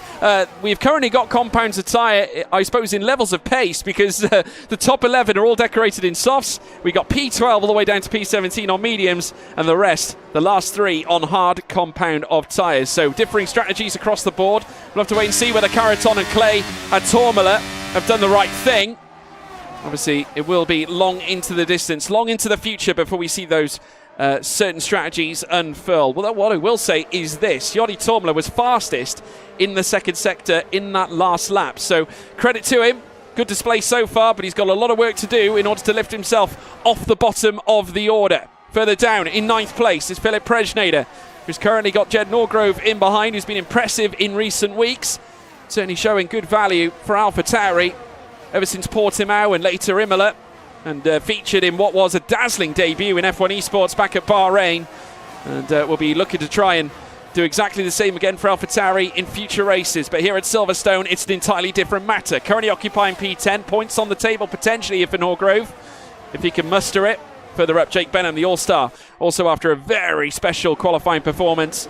He was one of the fastest men in Q2, and alongside teammate Jarno Watmir, both of whom have a stellar relationship, a great relationship, and they're working together to ascend Mercedes further up the championship table.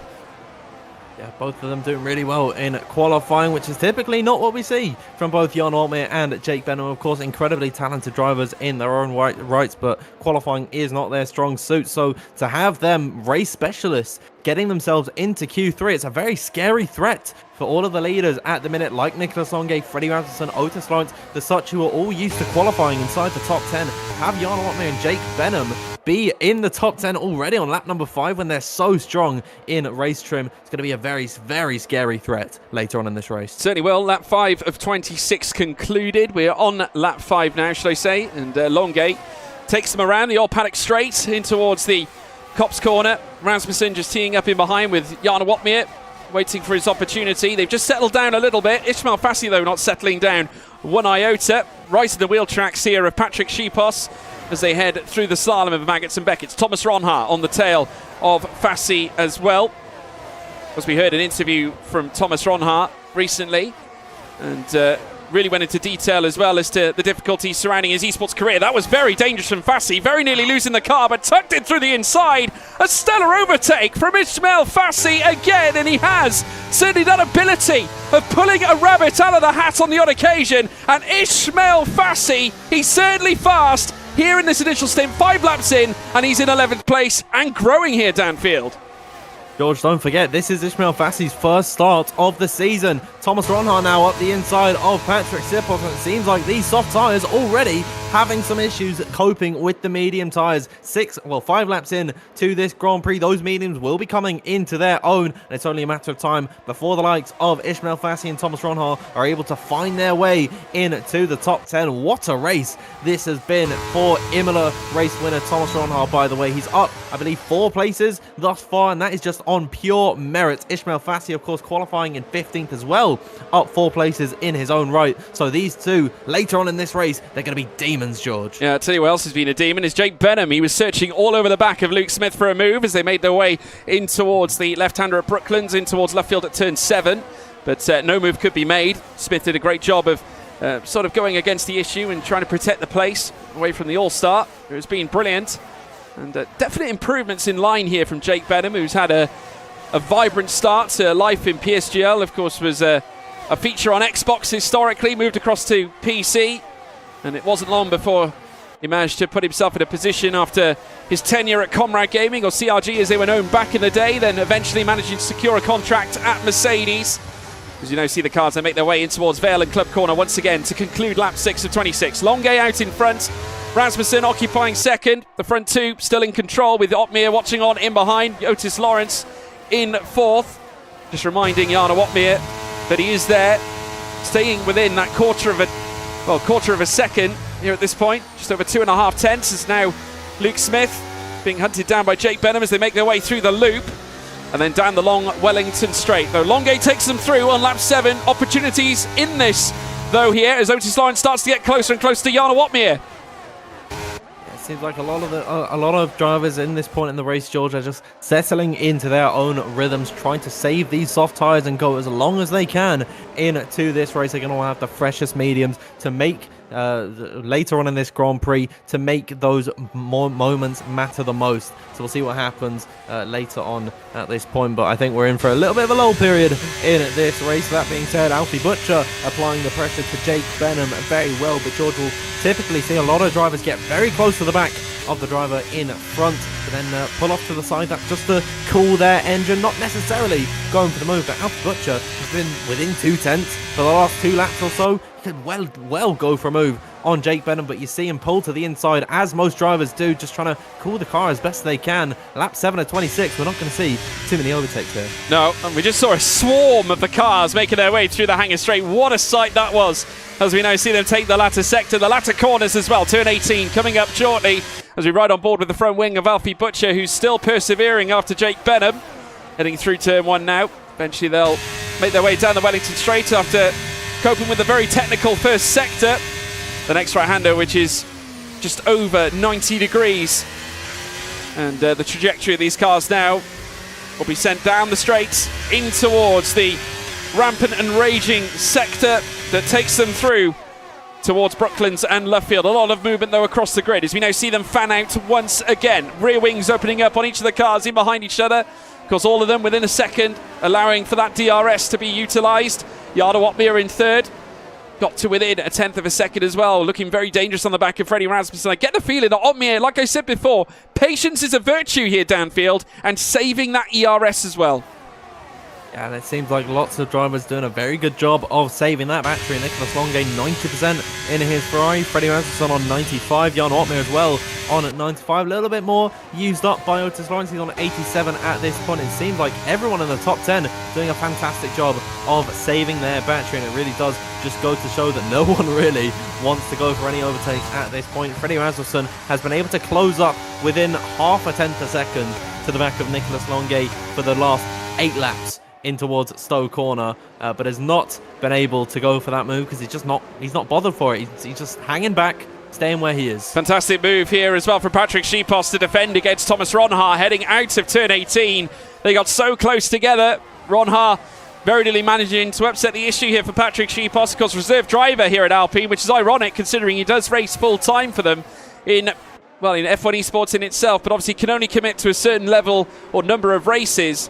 But great to see him back here tonight. Effectively, very quickly went from the rookie of the team to becoming the team leader, because since then we've had the likes of Ruben Pedreño step into the Alpine team themselves. Alfie Butcher once again getting closer to Jake Benham.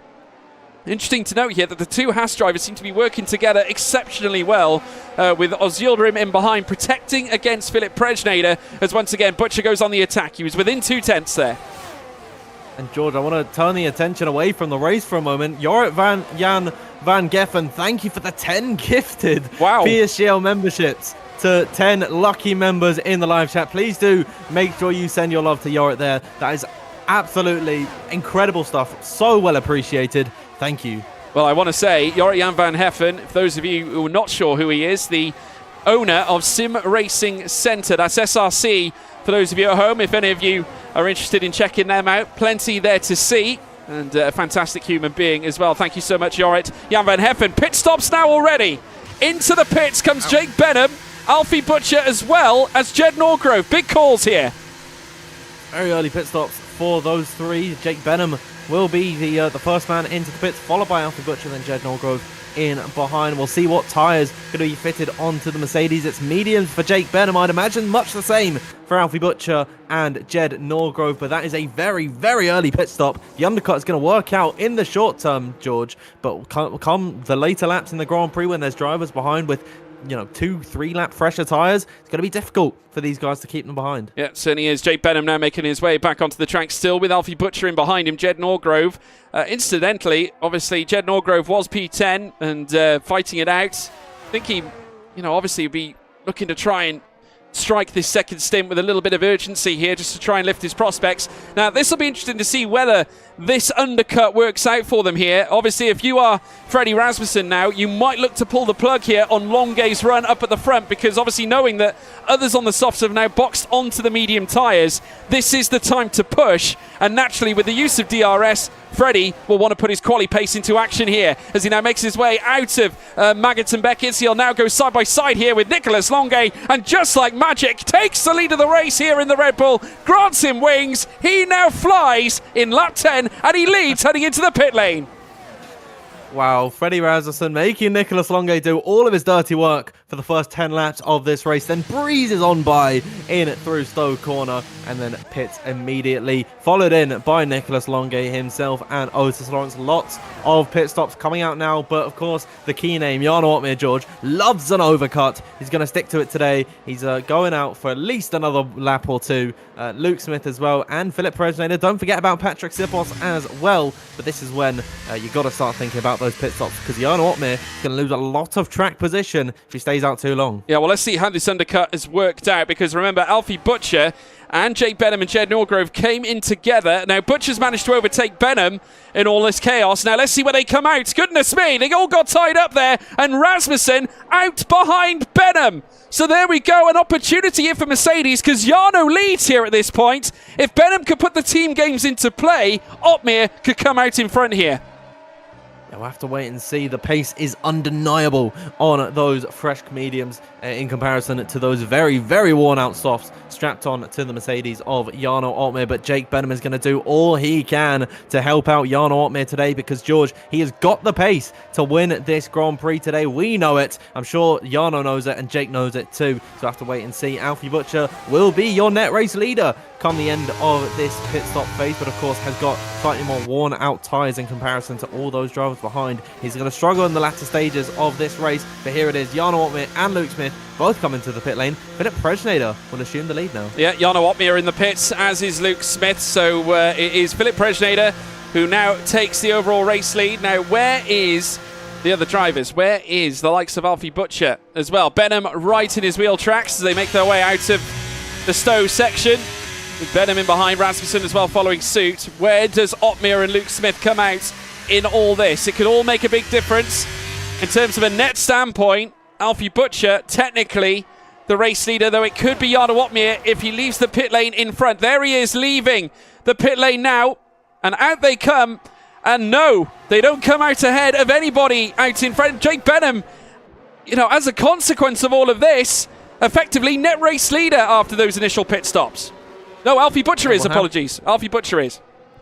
Yeah, Alfie Butcher, the net race leader at this point. Jarno Opmeer's got his work cut out from him. He's now got to get through on Unash Zildrum, Jed Norgrove, Otis Lawrence, and Nicholas Longuet. And actually, a little bit of battling further up ahead. Jed Norgrove doing battle with Unash Zildrum through Brooklands corner, and now following in towards Luffield. It seems like Jed has been able to defend at that position. He's got Unash all over the rear of him, heading in towards Kopp's corner. Further up the order, Thomas Ronhaar is getting the most done as well. He certainly is. Thomas Ronhaar bursting past Patrick Sheepas as they made their way through Stowe. And again, more cars coming in. This time, Philip Presnader adopting the pit stop. And he's not alone either, because Patrick Sheepas coming in as well. So all the cars now starting to come in on those initial stints. Those on the softs have now bailed onto the medium tyres. Ismail Fassi has now taken the race lead. Thomas Ronhaar in behind with Danny Berejnay. With Barry Burman. What's the latest, Dan?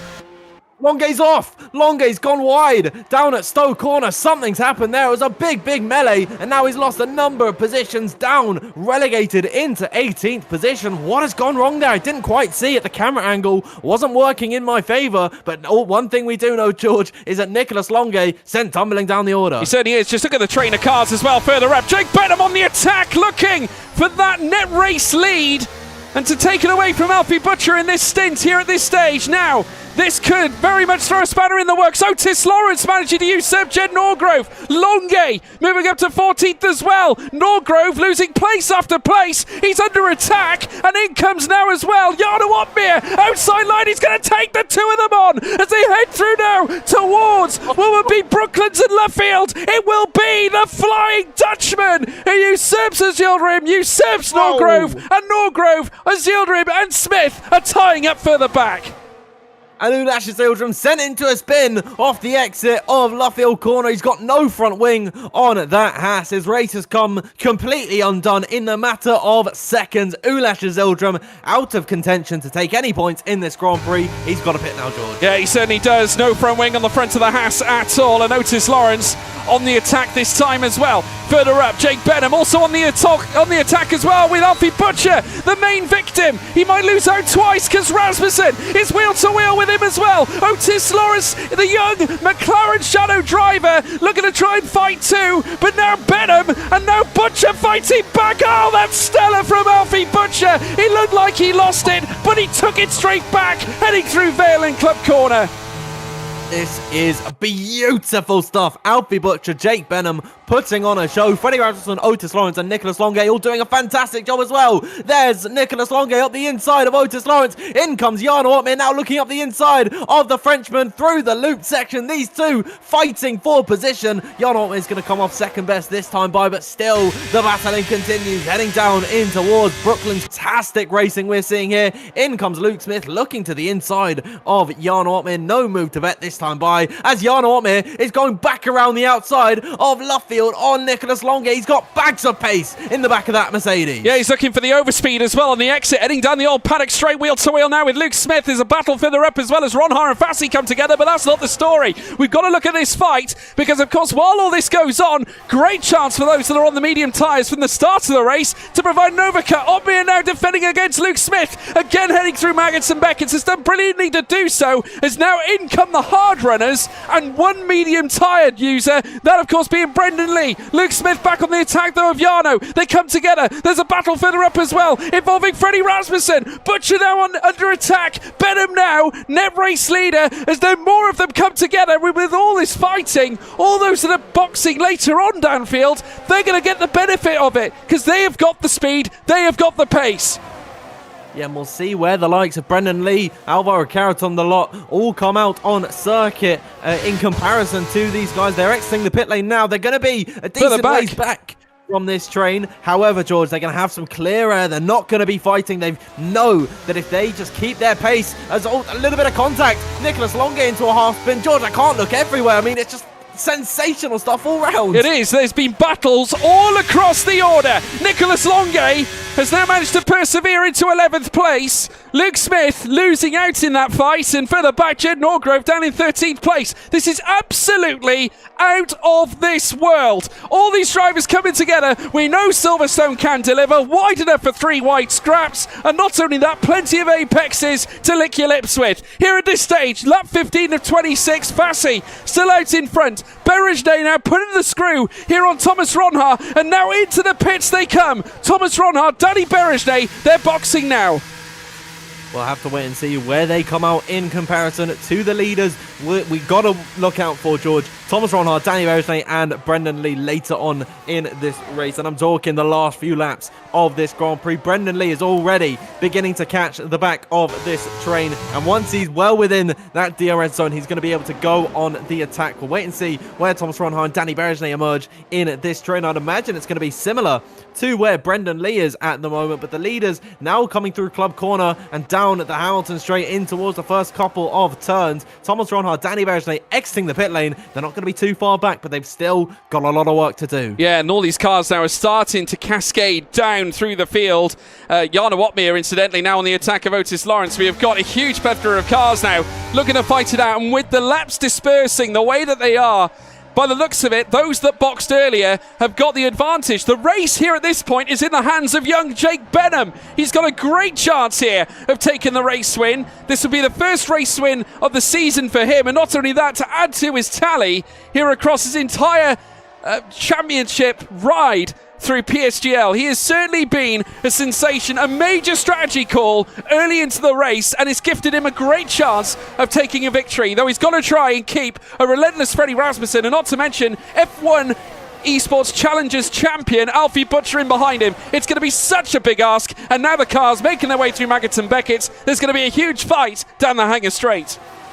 Now the 3 leaders, Ismail Fassi, Simon Weigang and Barry Berman, all coming into the pit lane. Here's Otis Lawrence on the attack of Freddie Rasmussen, and here comes Alfie Butcher up the inside of Jake Benham.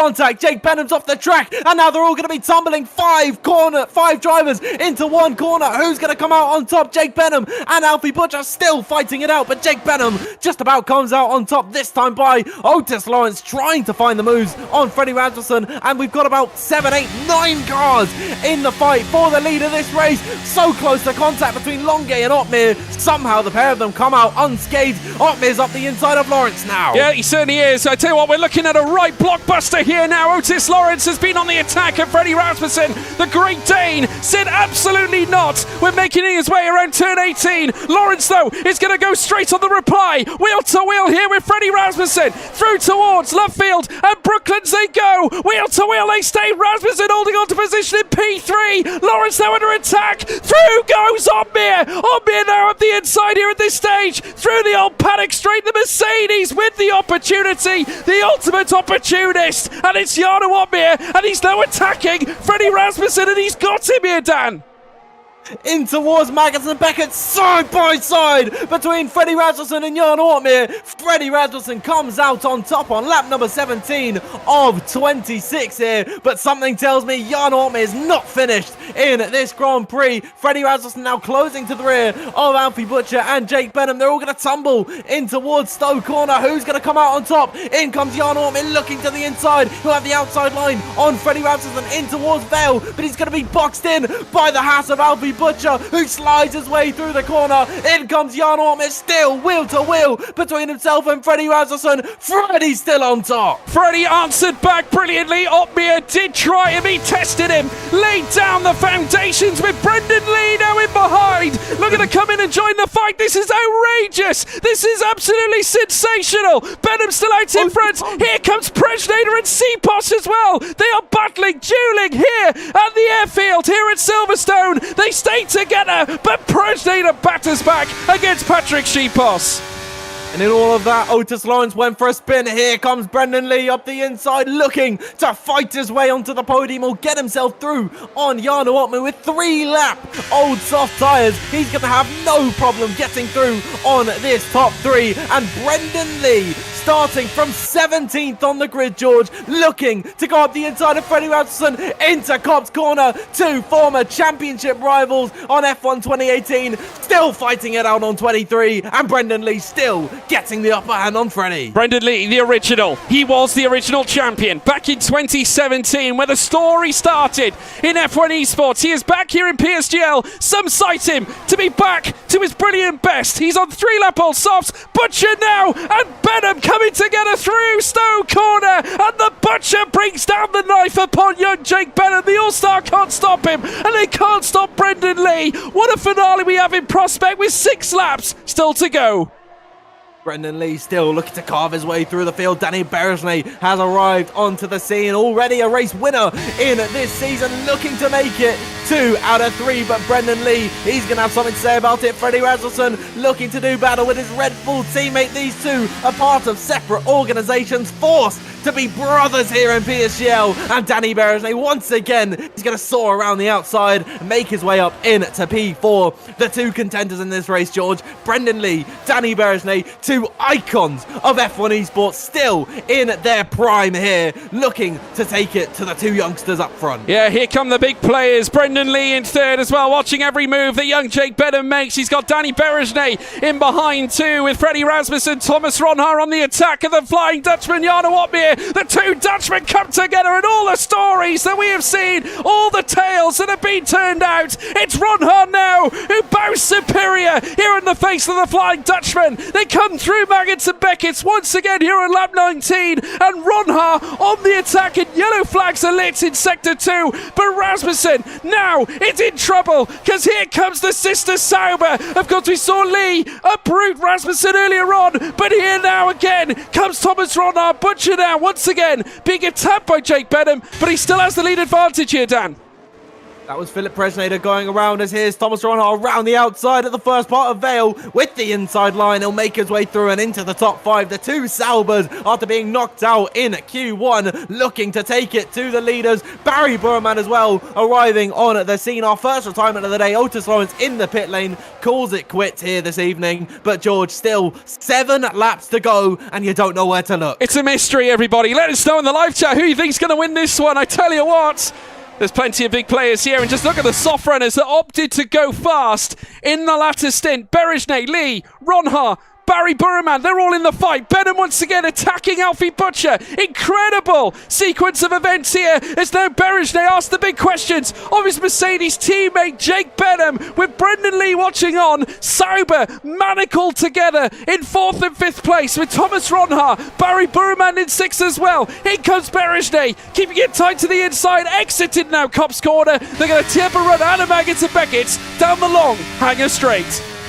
Here comes Danny Berejne hounding the rear of Jake Benham in towards Chapel Corner. They go. These two have led. Alfie Butcher and Jake Benham. They've led for so long. But here comes Danny Berejne triumphing over Jake Benham. Jake Benham is now actually going to go on the attack. They could be 3 wide. Danny Berejne looking to the outside line still. Wheel to wheel between Jake Benham and Alfie Butcher. Alfie Butcher losing that position. Here comes Danny Berejne, but a spectator in all of this, battling wheel to wheel in towards the Vale chicane for the final couple of times in this race. Jake Benham and Alfie Butcher, what a show. These two pot on holding off all of the soft runners for the last few laps. It has been absolutely sensational to watch. It's been brilliant. Ismail Fassi now currently occupying that 7th place. Oh, he's gone down the inside straight away at Brendan Lee. That was out of this world. That was outrageous from Ismail Fassi. Danny Berejne now being attacked by Thomas Ronha on the outset. Now they make their way down the Wellington Straight once again. They got another stretch leading it towards what will be Vale Club. 3 wide heading through this next section, and Benham once again asks the big questions, and Butcher is relegated to P3. 3 wide in towards Brooklands. You only get this here in PSGL. Beautiful stuff from Danny Berejne to fight his way through on Alfie Butcher, who's now going to be at the mercy of all of the soft runners in behind. Thomas Ronhart, he's got to stick on the move soon, because if Danny Berejne gets through on Jake Benham, it could be curtains for this race. Danny Berejne once again for the 2nd lap running, hounding the rear of Jake Benham in towards Chapel Corner. This time by as they head down the hanger straight. Jake Benham with no DRS. Here comes Danny Berejne looking to the inside, and on lap number 21 with no ERS in the battery will take the lead. Outrageous from Danny Berejne. He has been one of the most longest served drivers in F1 esports now. Is decorated in terms of landing championships for the likes of Brendan Lee. He was his teammate back at Mercedes. He's Otmir's teammate this time around after being his teammate at Alfa Romeo Sauber when he would take his first ever F1 esports title. Berejne now, after winning back at Portimao, is back in a position he is used he's used to here at this stage, certainly here in round 3. This could be a 2nd victory this season here for Danny Berejne. Jake Benham has been sensational, boxing early, he's on the mediums, and he's battered off all those drivers on the faster soft tyres. This has been a true testament of ability, not just from Benham, but from Butcher as well. And Ronha is on their tail. We have got one fascinating encounter to come. I cannot believe we've only got 4 laps left. And something tells me I just don't see it dying down as we reach the last few laps of this Grand Prix. Something's happened to Nicholas Longo. That's your pole sitter down in 15th position. Shanika Clay as well, letting everyone go through. Might be some damage on to his McLaren. Meanwhile, oh my word, is that Barry Burman on the attack of Ronha? Barry Burman, they very nearly went 3 wide on the entry into Maggots and Beckett, but they decided against it. Very smart, if I say so myself, as they now head down the back straight once again. Ismail Fassi looking to come into the race. Barry going defensive. Further back, we have side-by-side action between Otmir and Weigang as they make their way through. Otmir retaining on to 10th place. Ronha still in 4th, peppering the back of Alfie Butcher's car. But I have to say, Benham and Butcher, what a drive they have put in. Berejne, the only man on the soft tyres who could thwart them. Absolutely, and Shanika Clay retires in the pit lane. That makes it 3 retirements out of this Grand Prix, George. We have 15 drivers in one train at the minute for the lead of this Grand Prix. Have you ever seen anything quite like it? And something tells me only Silverstone can produce this level of racing. Thomas Ronhaar still needs to make the most of these soft tyres whilst they've still got life in them, because he's not been able to get through on Alfie Butcher, and it seems like maybe the levels are beginning to everything's sort of getting leveled out here. I think we're on a level playing field at this point between the softs and the medium tyres. Maybe we could see a last gasp effort to break into the top 5 from one Alvaro Caraton with only 8-lap-old medium tyres. Him and Joni Tourmala, George, might have the best chance of making up places at this point. Yeah, they might well do. Ronhaar on the back of Alfie Butcher. They head through now. Magnussen Beckett's once again, all in tandem. They seem to have settled down a bit, as much as settling down can go. But here at this stage, everything is but settled. We are here now on lap 23 of 26. DRS opened up here for Butcher, which will certainly be useful in trying to thwart Thomas Ronhaar. Shanaka Clay leaving the session. That's 2 retirements at McLaren. Not ideal whatsoever. But here at this stage now, as they make their way in towards Vale in Club Corner once again, Danny Berejnay taking them through. Can those 7-lap-old soft tyres keep the pace levels and thwart the All-Star Jake Benham? Simon Weigand makes it another retirement from this race, and it seems like everyone giving up when there's just a few laps left to go, and we are still witness to some fantastic racing. It's definitely calmed down at this point as everyone's tyres have got on in age, but still there's a lot of potential for some drama. Having a look at the ERSs, George, Danny Berejnay has only got 20% in that battery. Jake Benham, 80% for the Mercedes driver. When he's been battling for the better part of the last 10 laps here, he's been able to somehow save the battery to the point where he can potentially, in the last few laps, go on the attack of Danny Berejnay. This is far from over here. Well, if you look at the top 4 players, it was Danny Berejnay who started on 14th place on the grid. He is now in P1. What a sterling performance strategically and also in terms of pure race speed. But Jake Benham, you can argue that early call to box when he did was absolutely sensational. It was genius. It was brilliant. And now, utilising the pace, utilising the DRS, this is the type of performances we were hailing back when he made his PC debut back in the early seasons of PSGL, PC F1, and is certainly rightfully showing what he has in his locker to be a top Mercedes F1 esports star. Second place currently in the timing tower, hunting down Danny Berejnay in what could be his night in taking his first victory in PSGL this season. And George, I tell you what, once esports comes back, Mercedes are going to have no worries whatsoever. Danny Berejnay and Jake Benham, 1 and 2 for the Mercedes esports organisation, doing a fantastic job from very different parts of the field. Danny Berejnay, of course, eliminated in Q1. Jake Benham finding his way Q2. Danny Berejnay was knocked out in Q3 for Jake Benham. He's been able to front run for the majority of this Grand Prix, but with a lap and a half to go around here at Silverstone, it's going to come to a head at some point. Yeah, it certainly will. Berejnay still out in front. Benham obviously occupying those really decent ERS levels. He'll utilise those in towards the final lap. We're on the penultimate lap right now, folks. Lap 25 of 26. Ulasas Yildirim getting a 5-second penalty for speeding in the pit lane. In terms of how the penalties have rolled out, 2 stop-and-go penalties, incidentally, for Ulasas Yildirim this race so far. We've had also some penalties distributed to Nicholas Longe. He's got 3 seconds against his name, but there are warnings up at the front as well. Danny Berejnay, 3 warnings, Danfield. No warnings for Jake Benham, but nonetheless, Benham goes on the attack here. 1 more lap after this one, and Benham, the All-Star, takes the lead of the race here at Silverstone. Mercedes with a car on top. It's not Jarno Opmeer, it's his teammate, Jake Benham.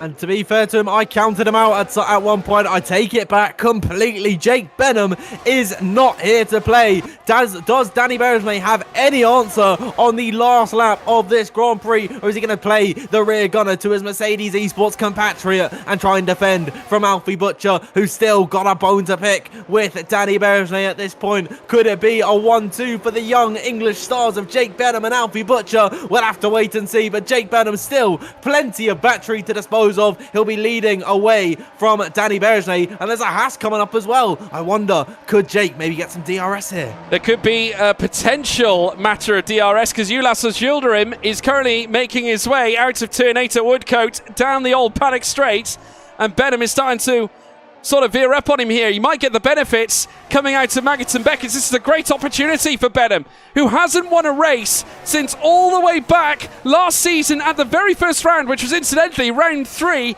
at Zandvoort. This would be a welcome return here for the All-Star, who makes his way through the weaving rights and lefts of Maggots Beckett this time around, and he's broken clear of Danny Berejnay here at this stage. No DRS for him, but he might have done enough. The ERS provided that protective buffer. He will lead through Stowe, a leader in this race, and heading through towards the club corner out of Vale. What a dream day, a dream race, a dream strategy it is for the All-Star. He is an All-Star. It's Jake Benham. He wins the British Grand Prix here at Silverstone.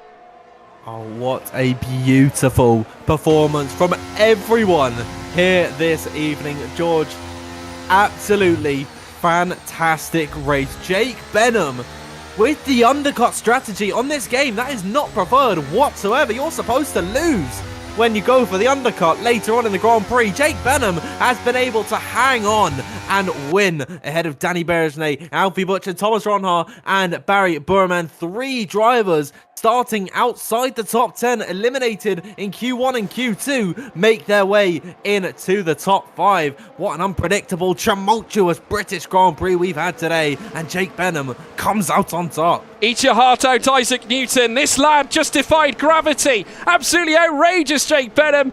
A strategy that never usually works, but he has managed to pull off one of the, well, certainly I would imagine, one of his best league racing performances of all time.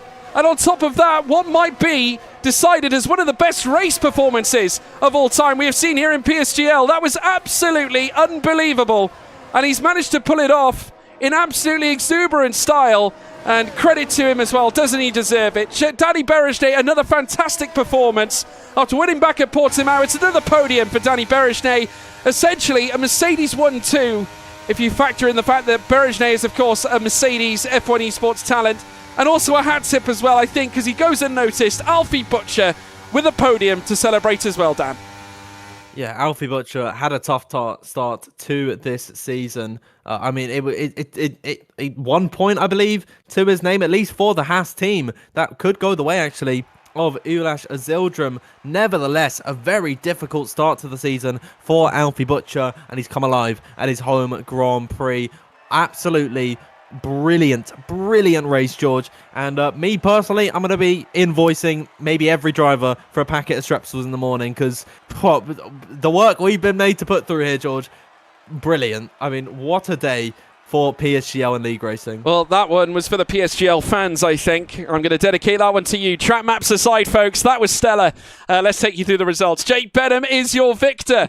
He picks up all the points. Danny Berejnay back on the podium with a P2 this time. Alfie Butcher, a stellar performance as well, matching the same strategy that Jake Benham undertook. Only his result ended up in a P3. Thomas Ronhaar, P4, with Speed Barry Burman, 5th place. Frederick Rasmussen, 6th. Ishmael Fassi in 7th. Further down, Alvaro Caraton, Jarno Opmeer with Brendan Lee. Further down, Yoni Tormler, what a recovery to move up into 11th. Luke Smith in 12th. Jed Norgrove, 13th. And we've then got Philip Prejneder, Ulas Azildrim, Nicholas Longe, Simon Weigang, Shanaka Clay, Patrick Sheepos and Otis Lawrence, unfortunately, finishing right at the very back. But what a sensational race. I loved every moment of that. Absolutely brilliant, everybody. I hope you all enjoyed it. Brilliant. Stellar. I mean, that is going to go down long into my memory as one of the greatest league races I have ever covered.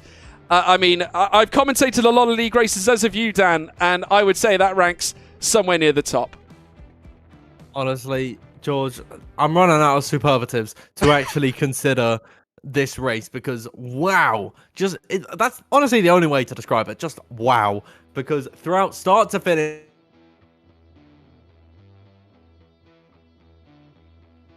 all around, it came to a head at some point. Some drivers had their spins, which was really unfortunate to see. Of course, that is racing, but all in all, beautiful race, incredibly well executed.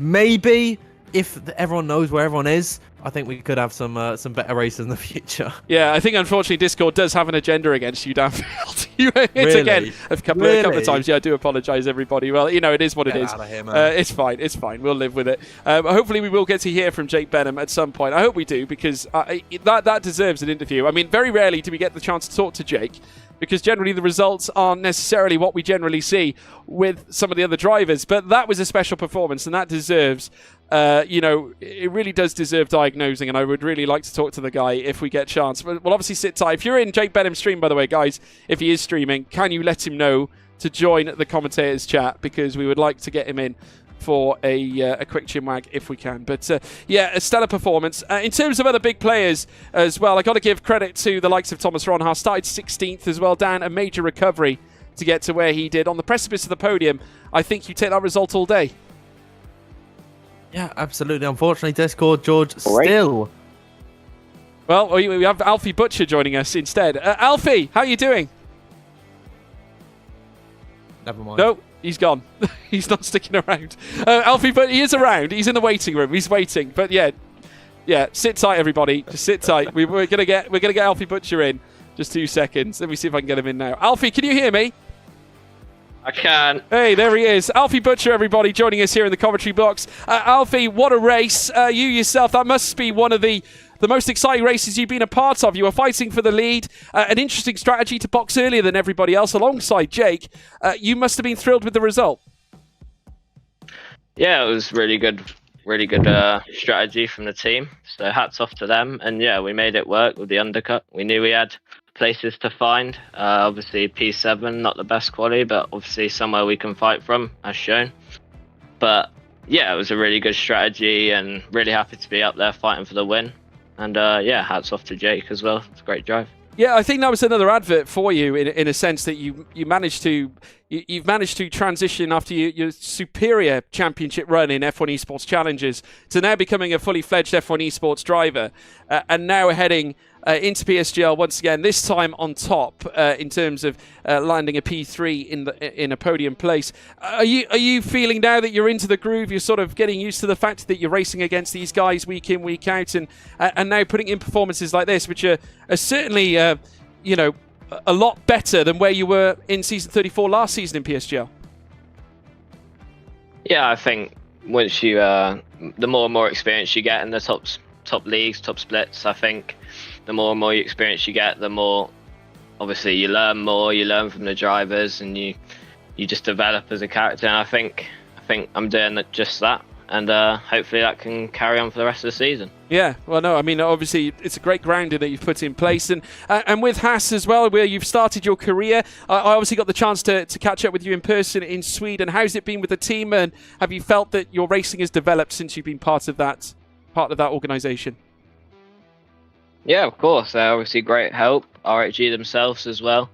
It's great to be part of the team, and I think it's a great place to be, and I would recommend for anyone out there. Well, there you go. I mean, stellar performance, Alfie. Congratulations. What a P3, and I'm sure we'll see you back at the top again in the future as well. Thank you. Thank you, Alfie. Thank you. Well, I'm pleased to say, everybody in the live chat, we do have the All-Star with us now, Jake Benham. And I will say this, Jake, I think it's up there as one of the greatest league races I think I've ever seen in my 6 years of commentary in league racing. You must be absolutely thrilled with that performance. Yeah, really fun race. Firstly, GG to Danny and Alfie on the podium. But yeah, ultimately, I think the reason we won that was because me and Alfie both pitted the same lap and worked together for about, 12, 13 laps. But yeah, really happy with the race, and hopefully we can continue this into Canada. Yes, correct. Yeah, spot on. Canada, Montreal up next, and it must be heartwarming as well. Obviously, Danny Berejnay finished in second place. It really shows how far Mercedes have come now in the short space of a season, because obviously F1 Esports last year wasn't great, but we're starting to see perhaps some inroads come into play now for the new season. Yeah, definitely. I mean, with the whole strategy thing that me and Alfie had to do, we couldn't afford to push to the end because we were very, very close on tyres. So I think the same for both of us. We were trying to save tyres and hold everyone up pretty much. So the soft guys and the medium guys, the fresh medium guys, caught up really quickly. But ultimately, Danny still had to make the moves, and he did a really good job. And really happy to get him up in second as well. Yeah, and obviously this is your first win now since Zandvoort last season in season 34. And, whereas you do put in stellar performances time and time again, it's not very often we get to see you on the top step, Jake, but it certainly seems in the first few races that we've seen that you've taken a step up, I would say, in terms of your racing and your results as well at the same time. Are you unlocking, should we say, extra pace out of the game? Is there progression? Is there practice that you're ushering in that's marking out improvements? I mean, just talk us through it. Yeah, I mean, I heard about half of what you said there. For some reason, it cut out. But, Discord things. Yeah, I think I got the gist. So yeah. But yeah, no, it's last few months has been a real step up for me on this game, and yeah, hopefully I can keep this momentum going. But ultimately, obviously, with the competition, it's very hard to get on top and stay on top. But yeah, really looking forward to the next round, and hopefully this momentum can continue into the next ones. Yeah, fingers crossed. Jake, congratulations on the results and a stellar victory, and I'm sure there'll be more, hopefully more in the offing. Well done. Thank you. Thank you, Jake. And that's Jake Benham, everybody, joining us. We now have his teammate at Mercedes, Danny Berejnay, joining us as well in the commentary box. And Danny, a stellar performance in your own right after managing to pull together P2 in that fight. So that's 2 podiums this season. Danny, you must be thrilled. It was a pretty chaotic race. I started from P14 because in the big traffic of qualifying session, Ismail broke my wing off when I just tried to pass him, but he was weaving around very heavily. So that was not ideal, and I didn't make it to Q3, although I topped Q1 and I was topping Q2 as well after the first runs. So pace was pretty solid there. And then P14 at the start, I had a couple of hard runners ahead of me, and I went down on the inside of Joni Tormala. But there was also car on his outside. We didn't really get given enough room. And I just half spun. So I think I fell back to like P16, 17. But then at the first stint, when the soft hit the step, we managed to gain some positions. And then we did amazing laps with Thomas and Ismail in clean air before we came into the pit. I think my pit lap was absolutely perfect. And then obviously it really helped me that at the front there was a lot of fight and people holding up each other, and we were really on it with our strategy. So we catch the train earlier than I could have ever imagined, man. And it was so fantastic to see. And then in the train my positioning was lucky and great as well. I made clean moves. I wasted too much battery to fight for the victory against Jake at the end. I think my tires were pretty equal with him even in the last lap, but I was really happy that he overtook me in the penultimate lap, because then gave me DRS for the whole last lap. It was really, really helpful, and I think this was the best outcome that I could have ever imagined for this race. As I heard from some fellow racing drivers, I may get under reports, but I'm quite confident I shouldn't get a penalty, because in turn, like the first braking zone, it's a typical racing incident. I was always alongside, but we were just 3 wide and the outside car just turned in too tight. I was on the curb and then hit Joni a little bit. But then even Barry was angry at me for one move, I think. But I watched it back from the replay file. I even left him space around the outside. I'm sorry if he didn't feel like it, but I was always alongside. And I think if like a couple of forcing out offlines are allowed even in real life, then probably it should be allowed in a game. Anyway, I really enjoyed today's race after the qualifying. Yeah, I mean, Danny, that was a splendid performance. I mean, to go from P14 to second is no mean feat, and it could have been the win as well. ERS, do you think, played a vital difference? Because Jake had nearly a full battery on the final lap. Yeah. I mean, I think on the final lap he hit the step as well, and I was just in the last lap of like good pace on my tires.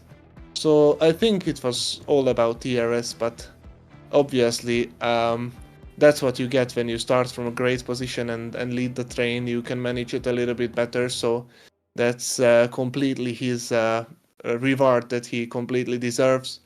He positioned himself great the whole race and got the victory. So massive congratulations to him. I was not racing this good when I was 17 for sure. Brilliant, and a great young talent coming through. A great day for Mercedes, but congratulations, Danny. That's yet another podium you can add to your list, and it looks like you're very likely, I think, going to be right at the front end of the championship as well. Obviously, stewards' reports aside, but congratulations on a stellar performance.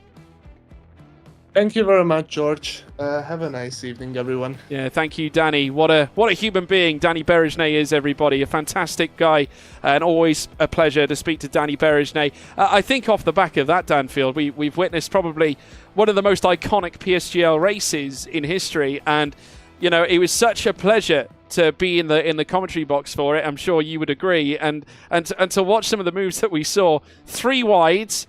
You very rarely get maybe 1 or 2, but we had a plethora of them, and then not only that, plenty of DRS activation and lots of moves down both Wellington and Hanger Straight.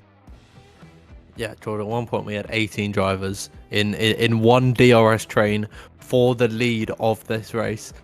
Unbelievable. Absolutely immense.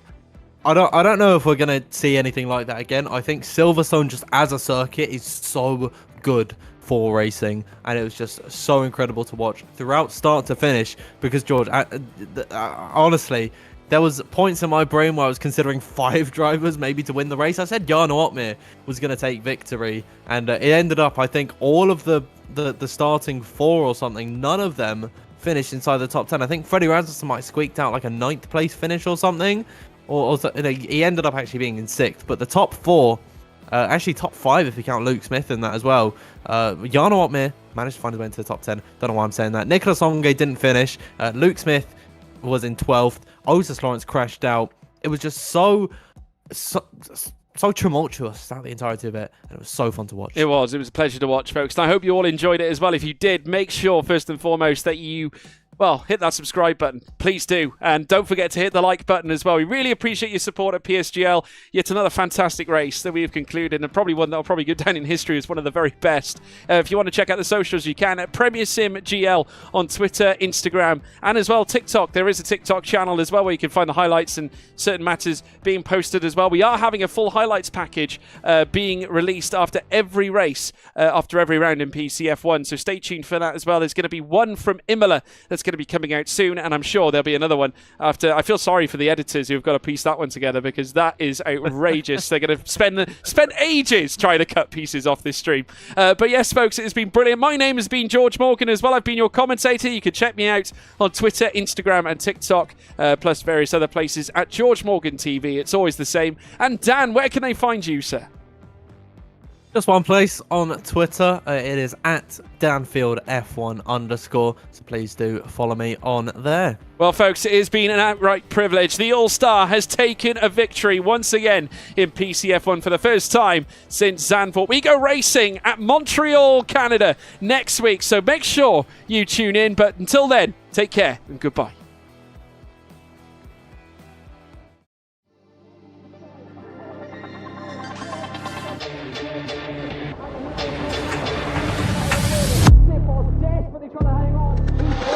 He's got the inside, but up here he's through on the left-hand side. Hugs the apex, gets on the power nicely, and that is job done. Jarno Otmir now to the last couple of corners now. His finest drive, his greatest drive, and he's done it at the Circuit of the Americas. He returns to the top step of the podium. Once again, the GOAT is back. Jarno Otmir wins the US Grand Prix in a stunning Grand Prix.